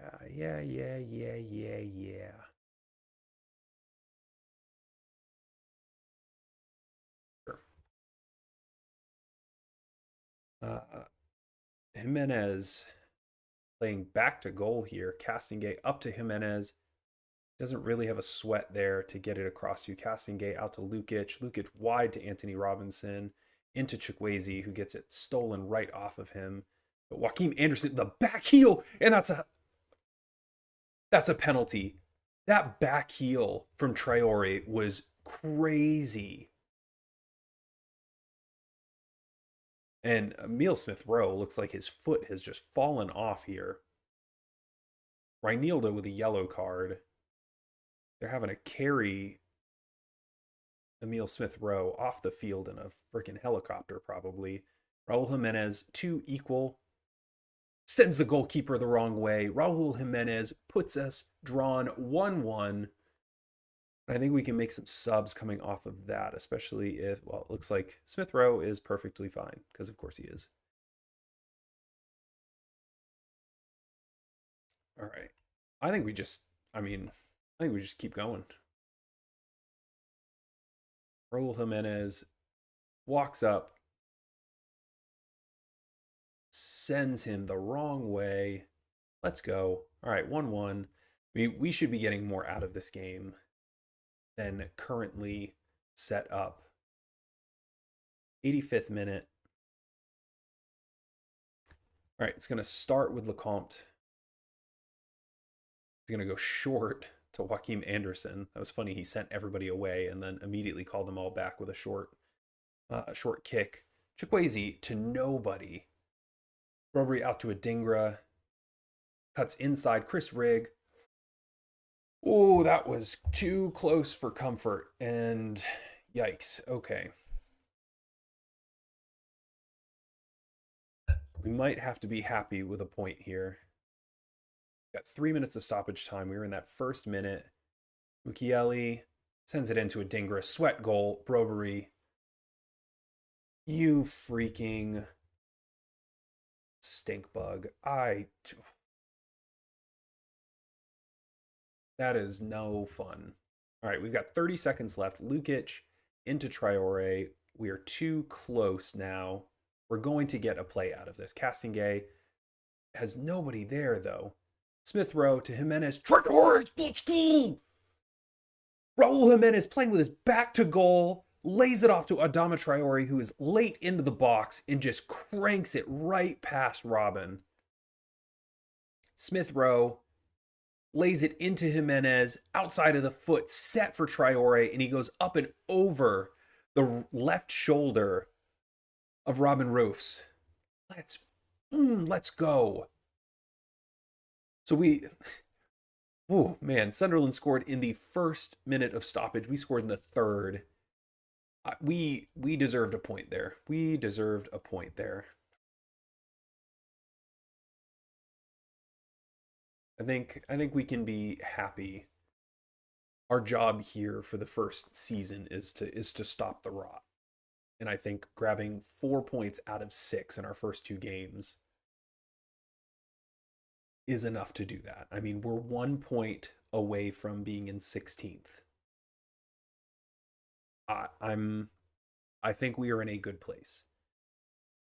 Do I wish that Adingra had done, a little bit more to help us out with that, considering all we did for him when he was with us for the Sunderland Till I Die save in FM24? Yeah, probably. I wish he would have done a little bit more for us. All right, I think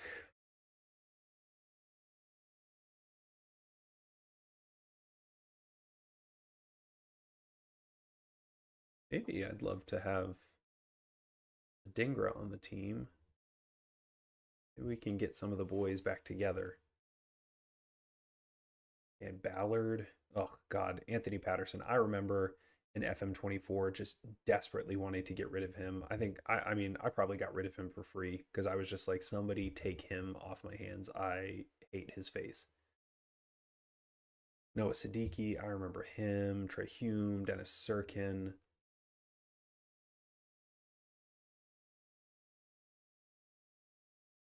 Kevin, I think we can probably get into him a little bit more. A 6 flat, not where we want to go. And that was actually Barry Wilson, who we can get into as well. Fair enough, I'll do better next time. Good, you probably should. Like I said, 7-6, not 6-7, because according to my eldest, this is the year of the reset. Can't be saying that. But on a 7-6 with a goal, we could probably give him a little pat on the back there.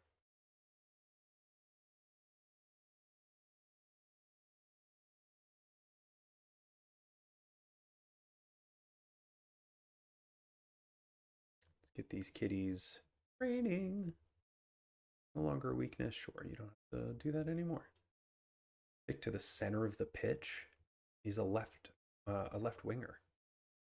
I don't know why I would want to. A bruised foot. Timothy Castingay has a bruised foot. Poor baby. I don't need to read all of those because they'll all go into my recruited players tab. I won't need to pay attention to that. All right, we've got Tottenham up next, which is a much bigger game than either Sunderland or Everton. We're going to have to pay attention to that. We're ticking closer here to December, which is when we probably should start paying a little bit more attention to recruitment, just to make sure that we bring in the people who should be brought in.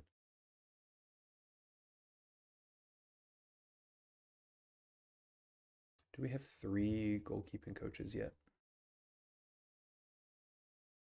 We only have 2. We have a goal. I think that Italian guy, the guy with the fancy name, I think he's waiting on a permit, a work permit. I'll throw it out there, have them collect some more names for me. Here we are. Look at us filling out our staff. Yay.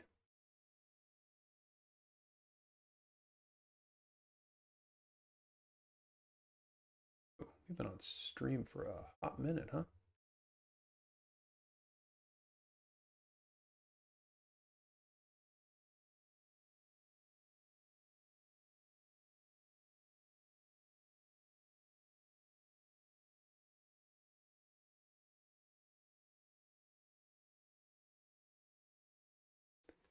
Yo, Cammy, right? I'm so sorry. I have not sorted out getting both chats into if you're still there, Cammy, right, on YouTube. I have not sorted out getting both chats put into my OBS dashboard yet.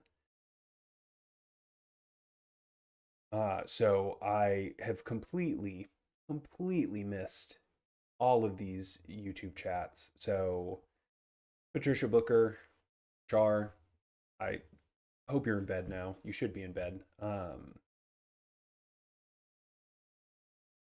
But Cammy, right? Yeah, my bad. I'm gonna post the the intro to this, the first. I'm gonna post the highlights of this on the channel as smaller Let's Play save videos, much like I do with the non-league to Premier League. But essentially, the rules for the save. This is an Alex Ferguson save. We went into the future, November 6th, picked the second to last club in the Premier League, happened to be Fulham, and now we have 26 seasons to best Sir Alex Ferguson's stats. So I think I'm rattling them off on memory here. He had just around 1,500 games. He had 38 trophies, won like 824 games. And then I have to secure at least the same number or the same quality number of those 38 trophies. So he won, of his 26 seasons, he won 13 Premier League titles, he won 2 Champions Leagues, he won 10 Community Shields, 1 Europa League, 5 FA Cups, some number of Carabao Cups, something like that. So that's completely on me. Again, Cammy, Cammy Wright, if you're still there, that's didn't even occur to me that both of these weren't popping up. So I'll get that sorted so that next weekend when we do this again, I'll be able to get everybody, be able to chat with everybody instead of forgetting you. Tom Gardner is here with us. With us. We beat Aldershot in the National League Cup on penalties, so that's great. Bedford.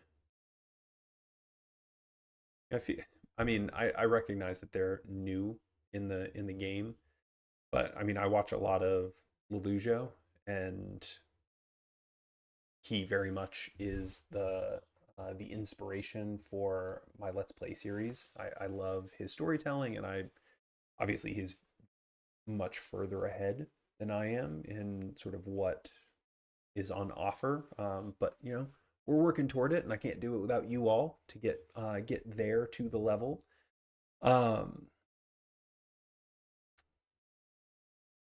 So yeah, I think wanting to put myself sort of in the same frame as him. He's currently doing his non-league to legend save. Started off with Bedford, and I feel like since I started watching that, I've seen Bedford show up in this game more than I think I've seen any other team show, any other like random team like that show up.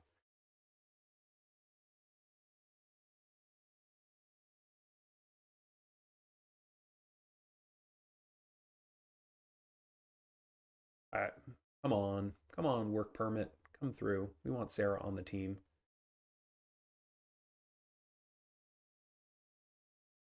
Is he a good coach? Does he even want to be a coach?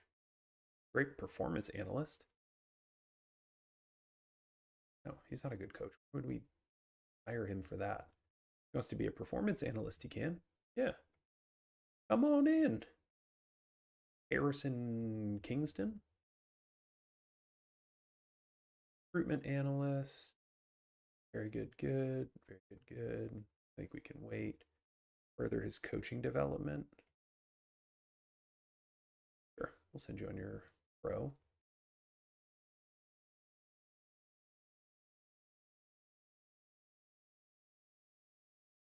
Again, I'm not going to force Harrison Reed out, but if Wolves, again, want to give me $20 million that I can replace that midfielder, the one of like 6 that we have, with an attacking option, yeah, I'll do that. There's Bedford again. All right, team selection. They want Tom Kearney in for Emil Smith Rowe. They want Emil Smith Rowe in for Kevin. I don't know. I don't know about that. Not sure that's what we want to do.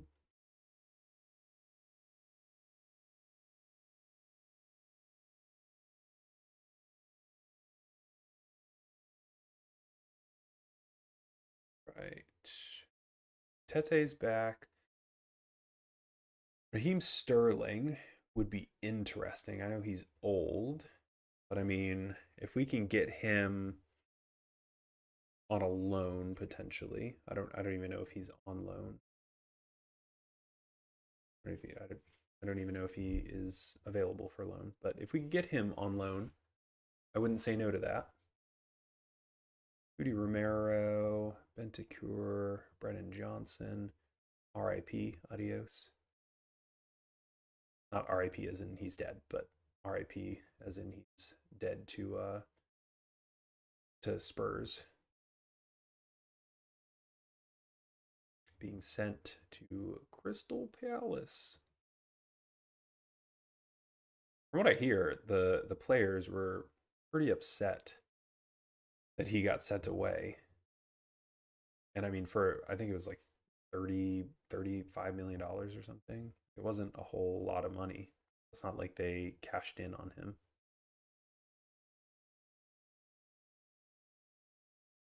And Daniel Levy's not even there, so it's not like Spurs fans can. It's not like Spurs fans can sit and blame him for being tight with the purse strings and wanting to ring the team for everything they've got.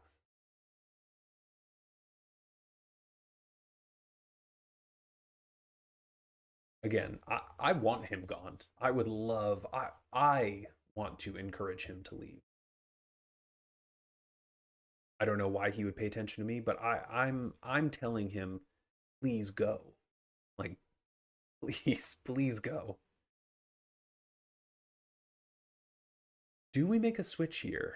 Muniz in for Jimenez. I mean, I think overall Muniz has been decent. I think he's been pretty decent in terms of like the option that he gives. He's been offside a lot, which is frustrating, but he's given a decent option. I think we can pull one of these midfielders out. Give us an option there on the back line. Again, can't pull Josh King out because him and Ryan Sessegnon are the only academy players that we currently have in that first team. Right now, Muniz is the lowest. I mean, I guess except for Lecomte, but you have to assume that that's just going to be what it is. He is the lowest rated player on the team. So maybe we look to make a switch earlier on. Hello, Mike. Hope you all are, hope you're well. I consider yourself lucky that I have seen your chat. I probably went like 2 hours completely forgetting that I have yet to set up the the combined chat in my stream.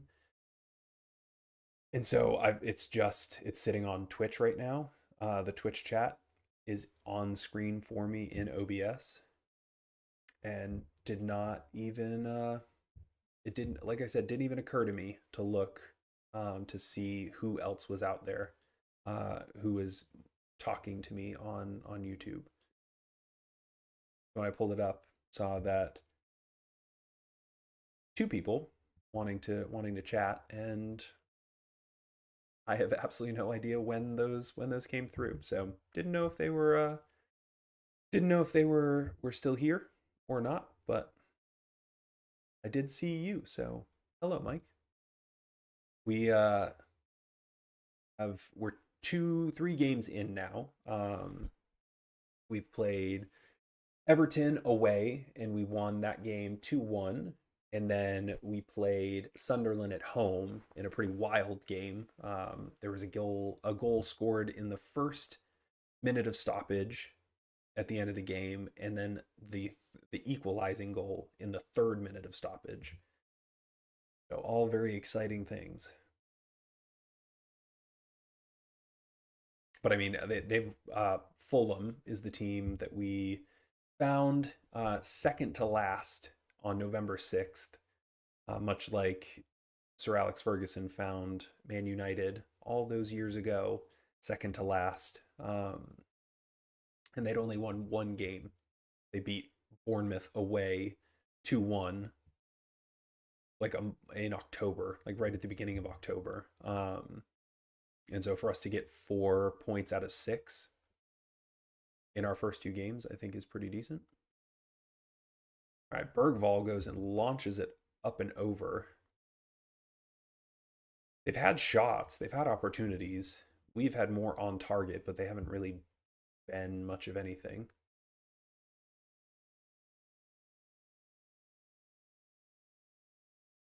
Well, welcome in, Mike. Welcome in. I know this might be late. I'm looking at the statistics of my, like, where my viewership comes from, and the fact that this is a football game. It stands to reason that a lot of my subscribers and viewers come from abroad. So I recognize with Europe, if we're just going to keep it simple, Europe being 6 hours ahead of me on the East Coast, having an 8 p.m. East Coast Standard Time stream means that either they're staying up till 2 to watch it, or they catch it in the morning. So good to have you here, Mike. Where are you logging in from? Hopefully it's not 4 a.m. wherever you are if you're in Europe. Hopefully you're stateside and it's a little more manageable. Okay, Smith Row is broken. I think maybe we put Kearney out there, but I move him back central midfielder. Just a straight up central midfielder. Damn, okay. And Kevin is having the time of his life out there. He had a great game that first game and has just been playing like an idiot the last 2 games. All things considered, if we can walk out of this away to Tottenham with a draw, I mean, I don't know how we don't take that. Right? Like Bergvall lines up for the corner, and this might be the Okay, we clear it only as far as Brendan Johnson, Mickey Van de Ven, Udi Romero. Oh, Jiminy Christmas. All right, I think we're going to make some subs here because Kevin, again, is just having a horrible time. I don't know why we have him as a wide forward. Maybe if we switched him to an inside. Well, saying I don't know why. I know why because we said, "What do you want to play, Kevin?" And he said, this position." And then he has sucked in that position since. And again, Harry Wilson had a phenomenal game that first game and has been trash since. So that's not ideal. Muniz, like again, I turned off the part of the rule, the stipulation for the save is I turned off the first transfer period signings. So and then vacationed out to November 6th. So nobody has made any signings. I did the original gameplay, so everybody got all their players all at once from this signing period, the summer signing period. And then they've just had to sit on that squad. So nobody has been signed. We haven't signed anybody. Are we about to pull an upset here? Lukic goes near post. Kearney into Traore, out to Lukic. Anderson, Iwobi. Trip? No. Come on. Basuma cannons it off of our player. Iwobi tries it from way far out, and Vicario very quickly plays it. They are in a hurry. They recognize that this is going to look horribly for them if they drop points to lowly Fulham. And we are rolling in here. I think maybe we increase the time wasting and we slow down goalkeeper distribution maybe a little bit. Lecomte goes wide to Castingay. He holds onto the ball, goes up to Traore. Kearney into Iwobi. I don't know why you needed to be fancy like that, Iwobi. Kearney out wide to Castingay. Up to Traore. Use that speed. There we go. Beats the right back, sends it into the post. Raul Jimenez gets a big head on it and does not get it into the net. Oh, geez, you're. Ooh. Funnily enough, I'm a huge Spurs fan. Interesting.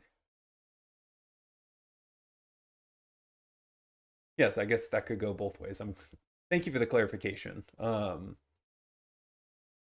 Okay, yeah, so big Wemby fan. All right, well, I mean, I'm happy with that.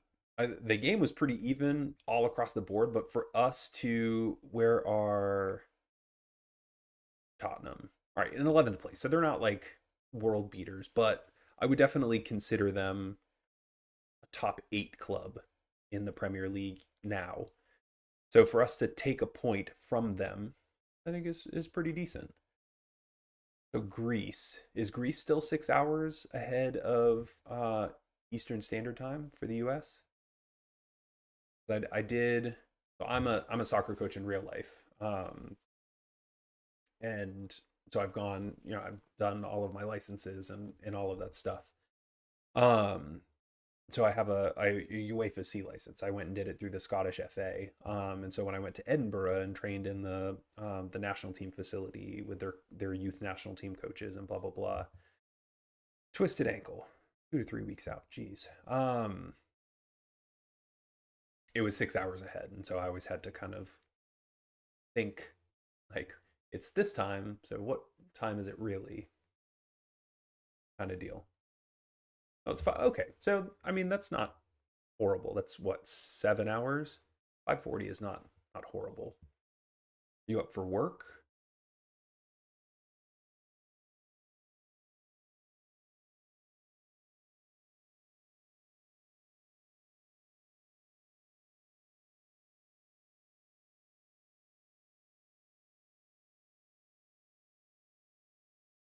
Who might we want to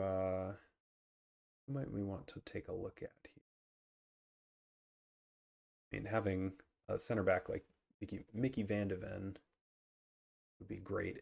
20 pace. This guy's a freak. 6'4", and is one of the fastest players on the frickin' field.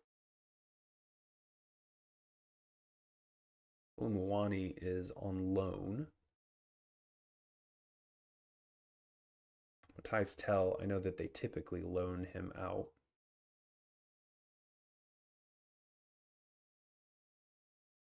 So right now I'm just going through, and again, in terms of like realism, I want to have a high, or I want to commit to a high level of realism in the game. Um, so instead of going and just like pulling random names through the search bar and scouting them there, I feel like it's a much more realistic thing to go and watch the players play in the game that they play against you and be like, oh, I want to know a little bit more about that person. And then just personally, the only people I really take a look at are ones that I'm genuinely interested in and are of a certain age, because I don't want old people. Oh, nice. I am not a morning person at all, so 5:40 a.m. sounds miserable to me. I do have children, so typically, and the youngest is pretty young, so typically I'm I'm up anyway, early in the morning like that, or my wife and I switch on and off. I don't do because I'm not a good morning person. I have to work really hard to do the switch on and off wake up thing. But I was a teacher for a really long time, a high school teacher, and here in the States, high school starts at 7:18, 7:25 in the morning. Um, and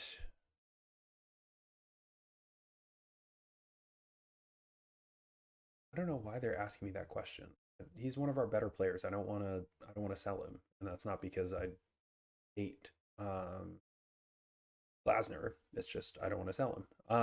So I would wake up early, have to wake up early so that I could get to school on time, and that was by far the worst part of my day is the whole waking up thing. I liked getting out of work at 2:30 in the afternoon and having sunshine and brightness to be able to go and do some happy things, but then it was back the same day, or back the same thing the next day, just being like, well, what the hell. I don't want to wake up.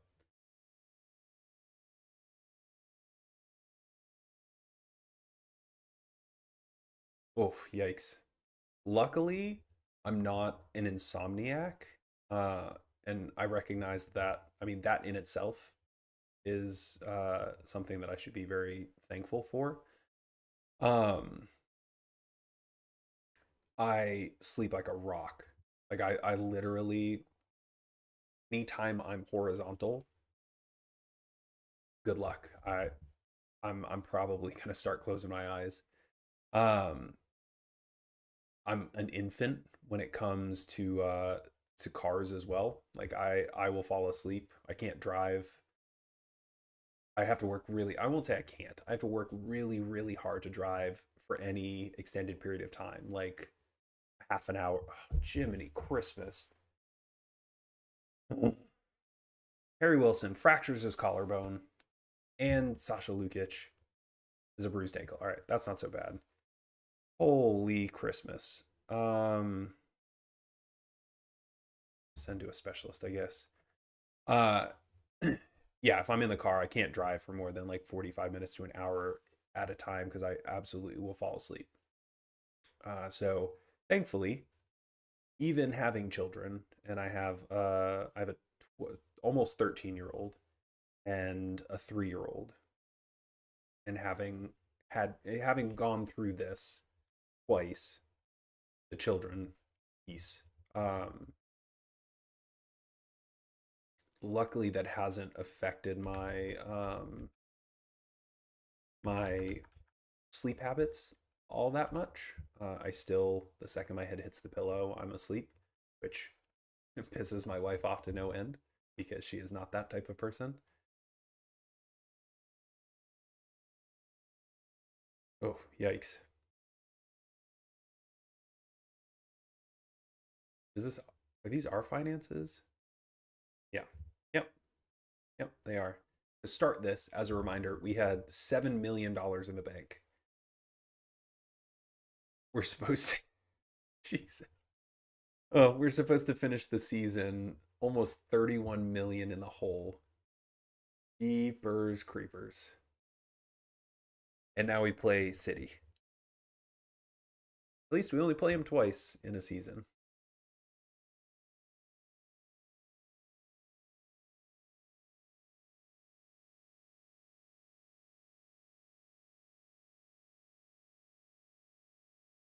Yeah, it looks like Adama Traore is going to get a run of games over the next 2 months while Harry Wilson sits on his butt with his broken collarbone. Jiminy Christmas. I'm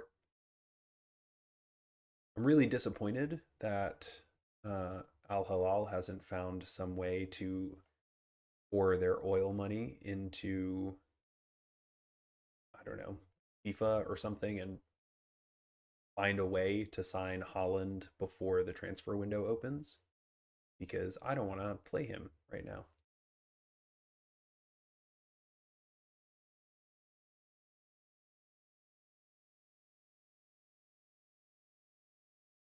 Oh, nice. Southport in the Prem. Good for you. You're flying through that save. I'm realizing now that doing 2 episodes a week really slowing the progress. I guess luckily the save is built just so that I have to win the Premier League and not go as far as to like win the Champions League. That I don't think I might not be able to do that even just in the even in the FM26 play cycle to build from non-league or National League North to Champions League winning in only doing 2 episodes a week. So I think maybe I'll start pushing out 3. That might be too ambitious. But yeah, I'm super stoked. I've pre I've family coming into town next week, and then I'm going away for a couple of days the following week to Philadelphia for a coaching convention. And then I have family coming in the week after that. So a lot going on. So I've pre-filmed a couple of episodes, and I'm really stoked to be able to show that to you all.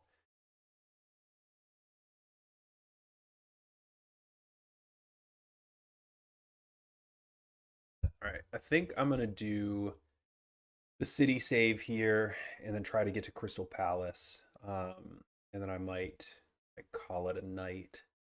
We're ticking toward 3 hours here, and the team's falling apart. So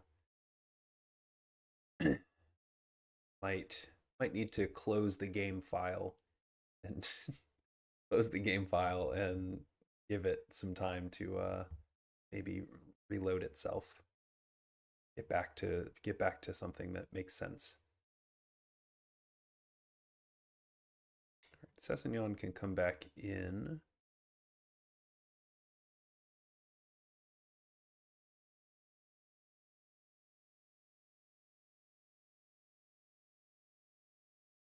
Manual free agent scouting every summer because when you rise up division, yeah, no, for real though. Yeah, that we run into that every year, but it's different, I guess, now in FM26 because you don't have the same. It's not as easy to randomly start pulling people. Like you can't use your general manager in FM26 in the same way that you used that he was used in FM24 and beyond that to easily pull in loans. So you really have to be active in keeping track of who is going out of contract at the end of the year and really, really going Really, really being purposeful with the scouting there. Totally, totally get that.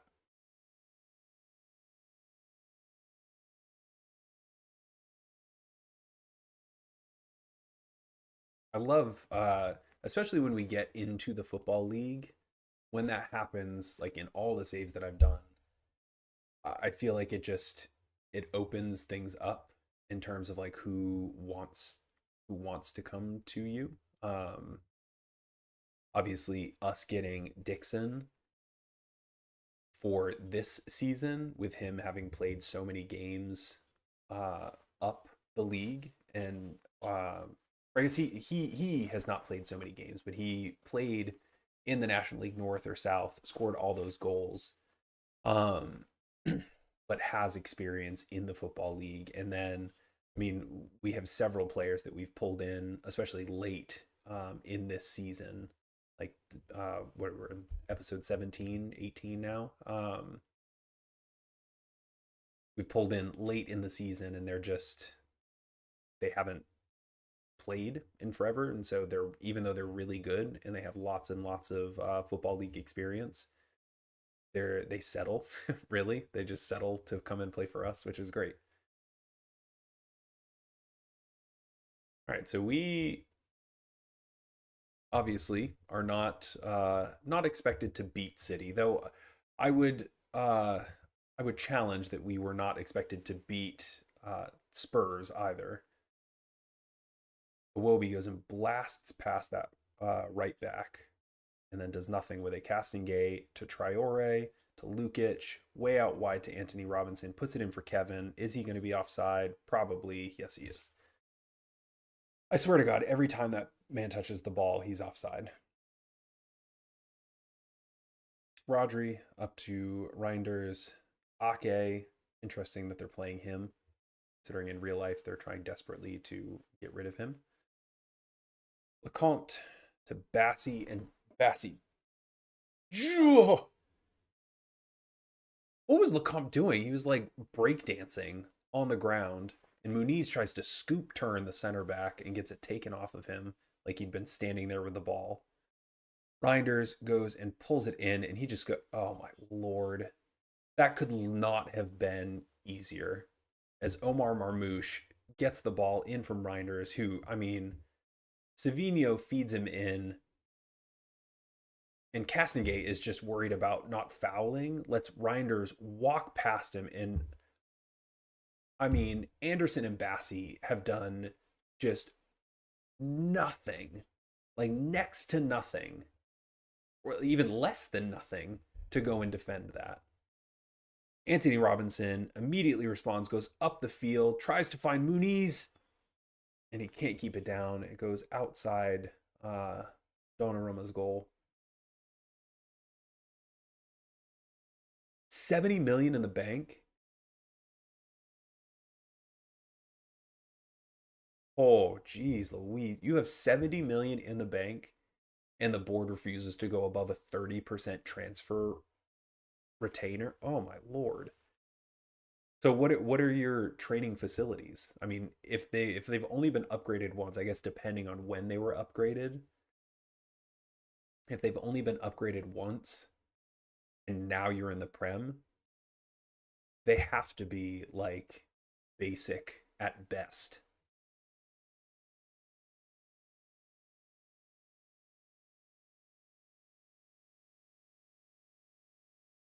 Go and do them proud, folks. I mean, there's no way that we get anything from this.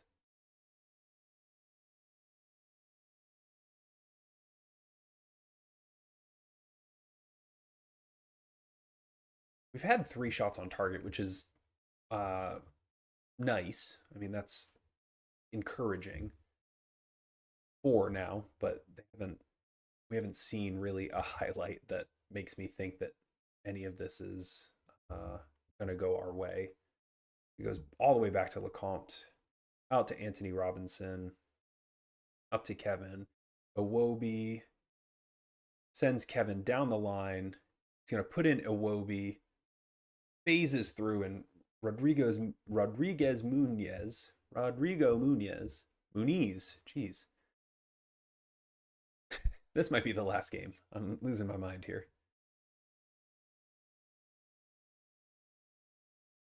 All right, we're ticking over into that typical time where we would start making substitutions.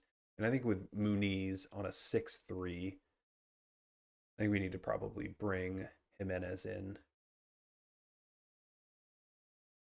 Do I keep him at a poacher?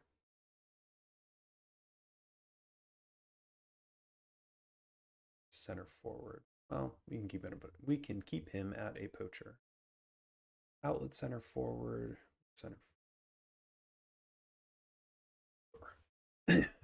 We have yet to treat Jimenez as the same, a like for like replacement with Muniz. So we'll see what that life is like. Lukic is not doing super well. We'll put Harrison Reed in there.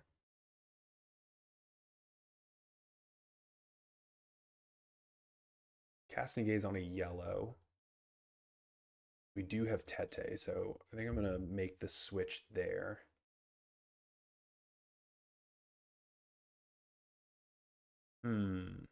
What else can we do?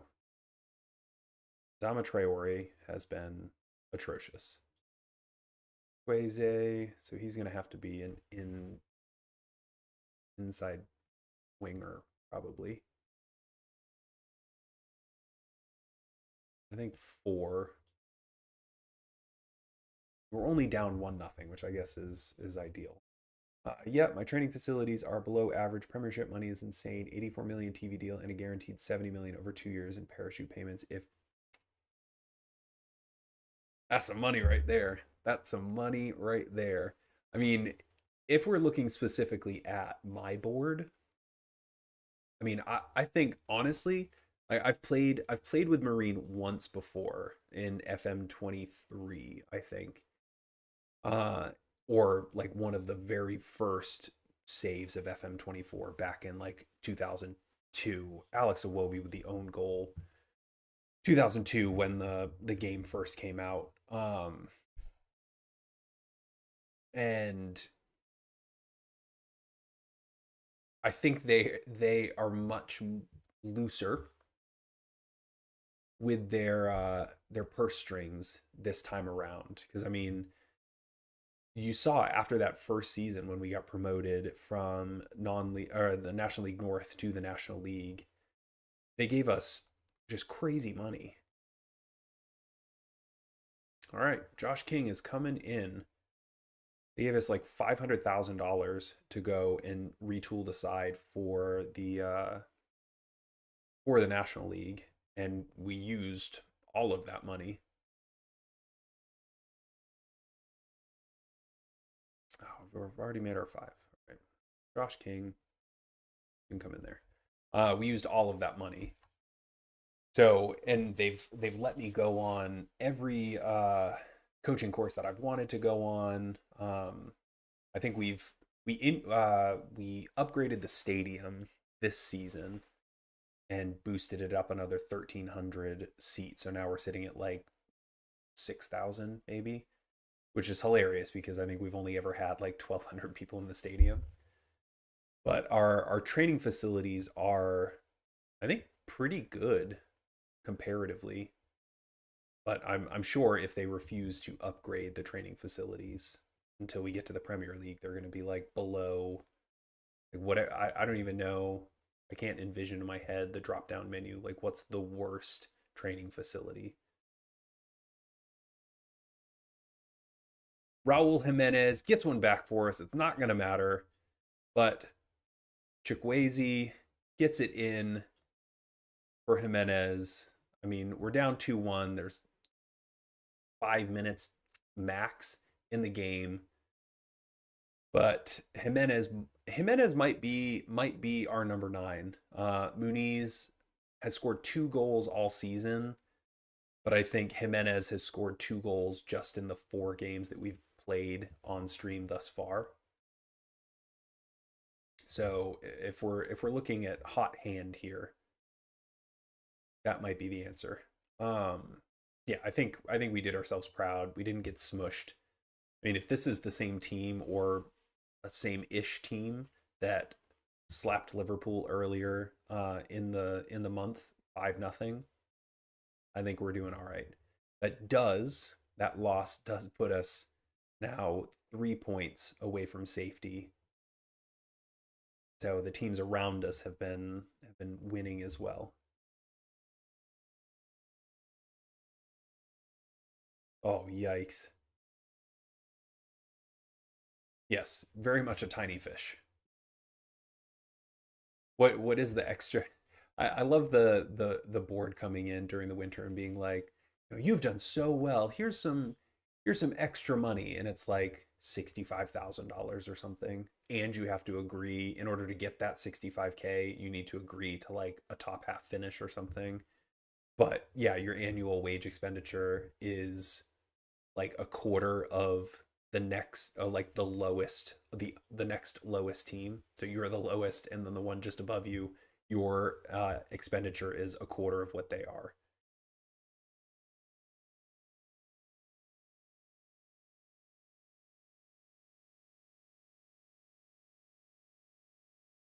Alex Iwobi, I mean, that own goal ultimately was the decider. I don't want to praise him.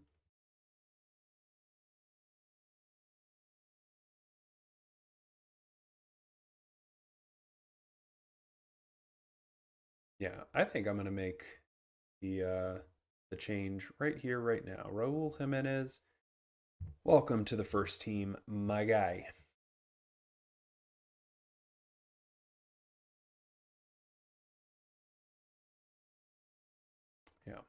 Yeah, yeah. I I can't wait to get again Bren Leno back, because this guy, I don't even think it's important to remember his name. He is not very good. Performance analyst, or we need performance analysts over.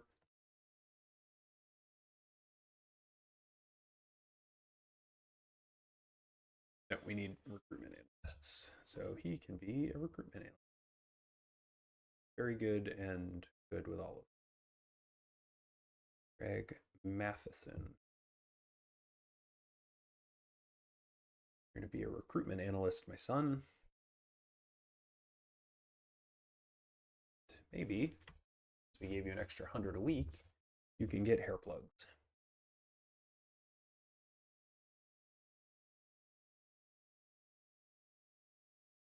Recruitment analyst, Greg Edwards. Okay. Okay, yeah, this kid's 23 years old. Just looking at the picture, this is absolutely done on like a green screen app online in this kid's bedroom. 23 years old. I think he looks more like he's 15 years old. A Sokic, you want to be a recruitment analyst for us? Maybe. I sure maybe think so. All right, yeah, we're gonna do Crystal Palace here, and then that'll be it. They want us to bring Muniz back in, but I don't think so. This will be interesting. This will be the first time that we sort of go back to back. Everything else has been week in, week out, week in, week out. This will be interesting now to go 2 days, or a game 2 days after we had just played a game. All right, last game of the whatchamacallit, the stream. We are going, not we're inviting Crystal Palace to Craven Cottage. to see what we can do with them. Calvin Bassey, I'm going to praise you on your training and development. So I want you to know that even though you were not a very good defender the last couple of games, I think you're doing all right. And then Sasha Lukic, you have not sucked horribly. Also, Anthony Robinson, I really expected a bit more from you. I won't lie. I won't lie.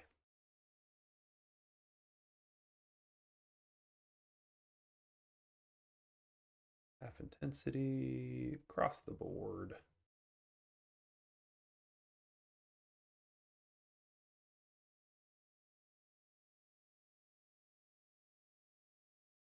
All the half intensities.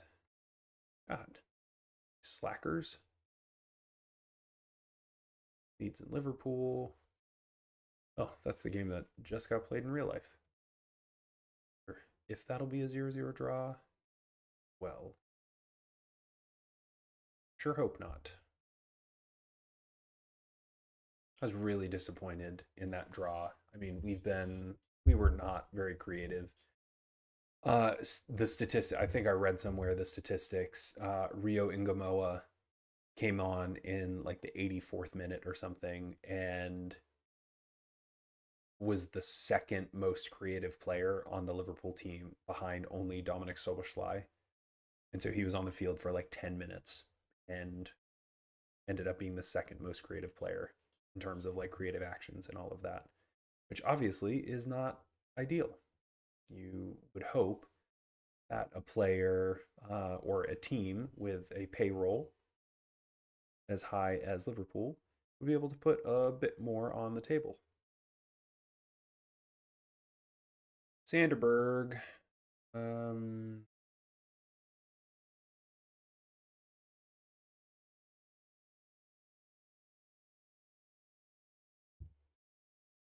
Let's make sure that we're clicking the roles we need to.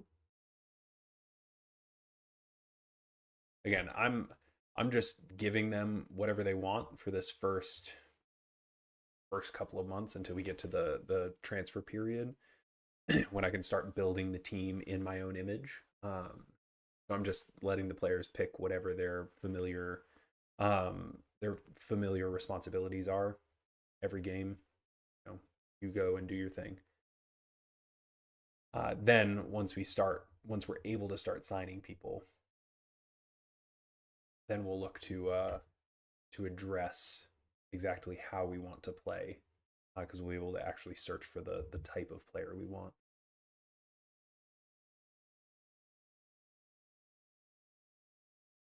Yeah, absolutely. Resting people after every game in the lower leagues. And it's frustrating too because you have, oh, Traore, the double save. How do we miss two point blank opportunities? I think Traore had that first one. Joachim Anderson on the back stick from Sasha Lukic. Praise that. Let's go. We're up 1-0, 1 minute into the game. So we've had 3 point blank shots against Benitez within the first 70 seconds of this game. One of them has gone in, thankfully. But yeah, I mean, this XG should be like 18. Yeah, the struggle that I often have, especially the lower leagues, is because they're all part-time. You don't have the ability to then go in and sort of, Joachim Anderson is on one today. Second goal, Tom Kearney. That one was on the near post. You don't have the ability to go and kind of finagle training to do sort of like match review. Like I've always after a game, match review is the very first training thing we do. Then we do a recovery, and then it's like we do like a team bonding thing or community engagement or whatever. And I think that has always served me really, really well. But at the lower leagues, because you get like literally 3 practice periods every week.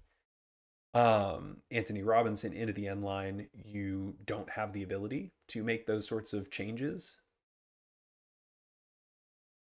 So I'll be, ooh, Lukic takes a wild shot from way out. It dips down, and Benitez is able to push it wide. So I'm excited to eventually move into the football league where we go full time and do a little bit more, because I think that that's absolutely going to help us in terms of like um, team dynamics and cohesion and all of that stuff. And FM26 is not a different game. Okay, let's all be real here. It is not a different game. It is still team dynamic 26. Mateta out to Munoz. So the better. Oh, Lecomte with a point blank save. Both keepers are playing pretty solidly here. So anything we can do to keep that that team dynamic up with those team bonding exercises and the community engagement, absolutely helpful. Iwobi goes out to Chukwueze. We're now on the 33rd minute, and I think this is the first time I've talked about the game. Iwobi and hits the woodwork, goes over. I really thought that was a save.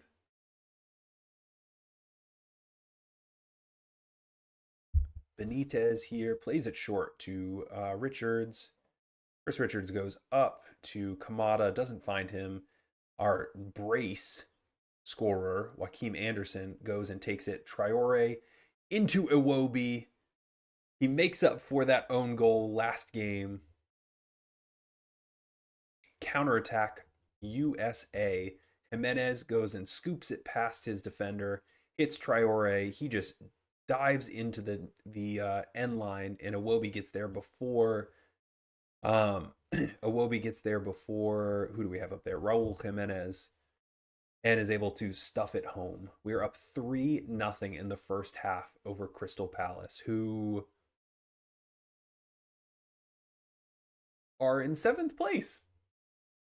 That was one of those surprise teams. I think when we first took over this part of the save, I think they were in 4th or 5th. So they've dropped a little bit, but for us we are out of the relegation zone. Nice. Sitting in a relegation battle to invite the Eagles to come into Craven Cottage and then unceremoniously wipe the floor with them in that first half.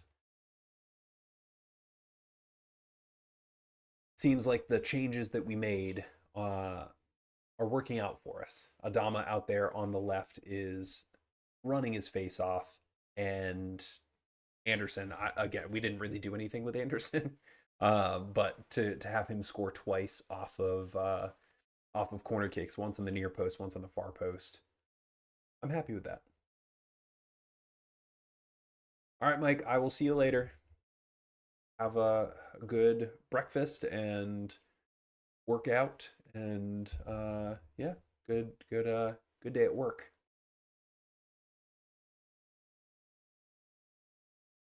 Tom Kearney goes into Iwobi. Kearney out to Iwobi. He's going to go to the end line. Find Raul Jimenez, who misses from point blank range. Grr.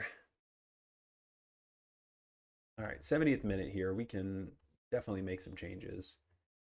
Before I forget to do this, I'm going to slow us down.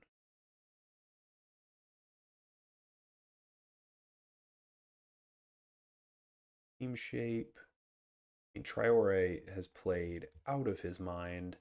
In fairness, Jimenez has not done particularly well.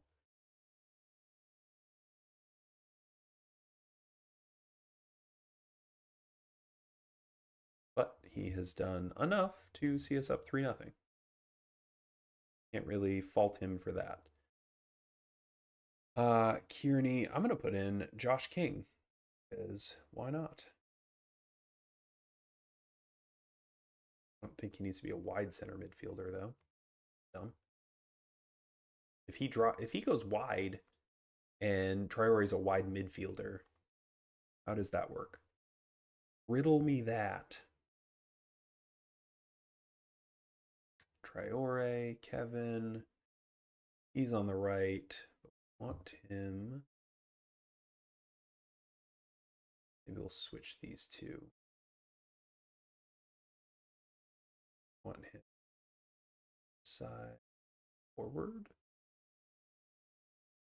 And Chukwueze, have him as an inside wing. He's a left-footed player. We've got two more subs. Anthony Robinson. I think we can have him sit down for a little bit. Take a little resto. We'll hold on to this last sub.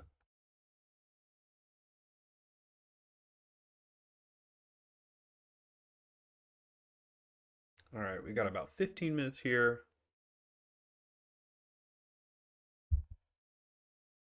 I absolutely think that we did our job. It doesn't matter that we haven't gotten close to scoring here in the second half. We've done our job. We have put ourselves in a position to, apparently it's hailing. We've put ourselves in a position to walk out of this with a massive win against a top half team. I mean, they're still sitting, even in, with this loss, they're still sitting in a European spot. Sander Berg, Alex Iwobi.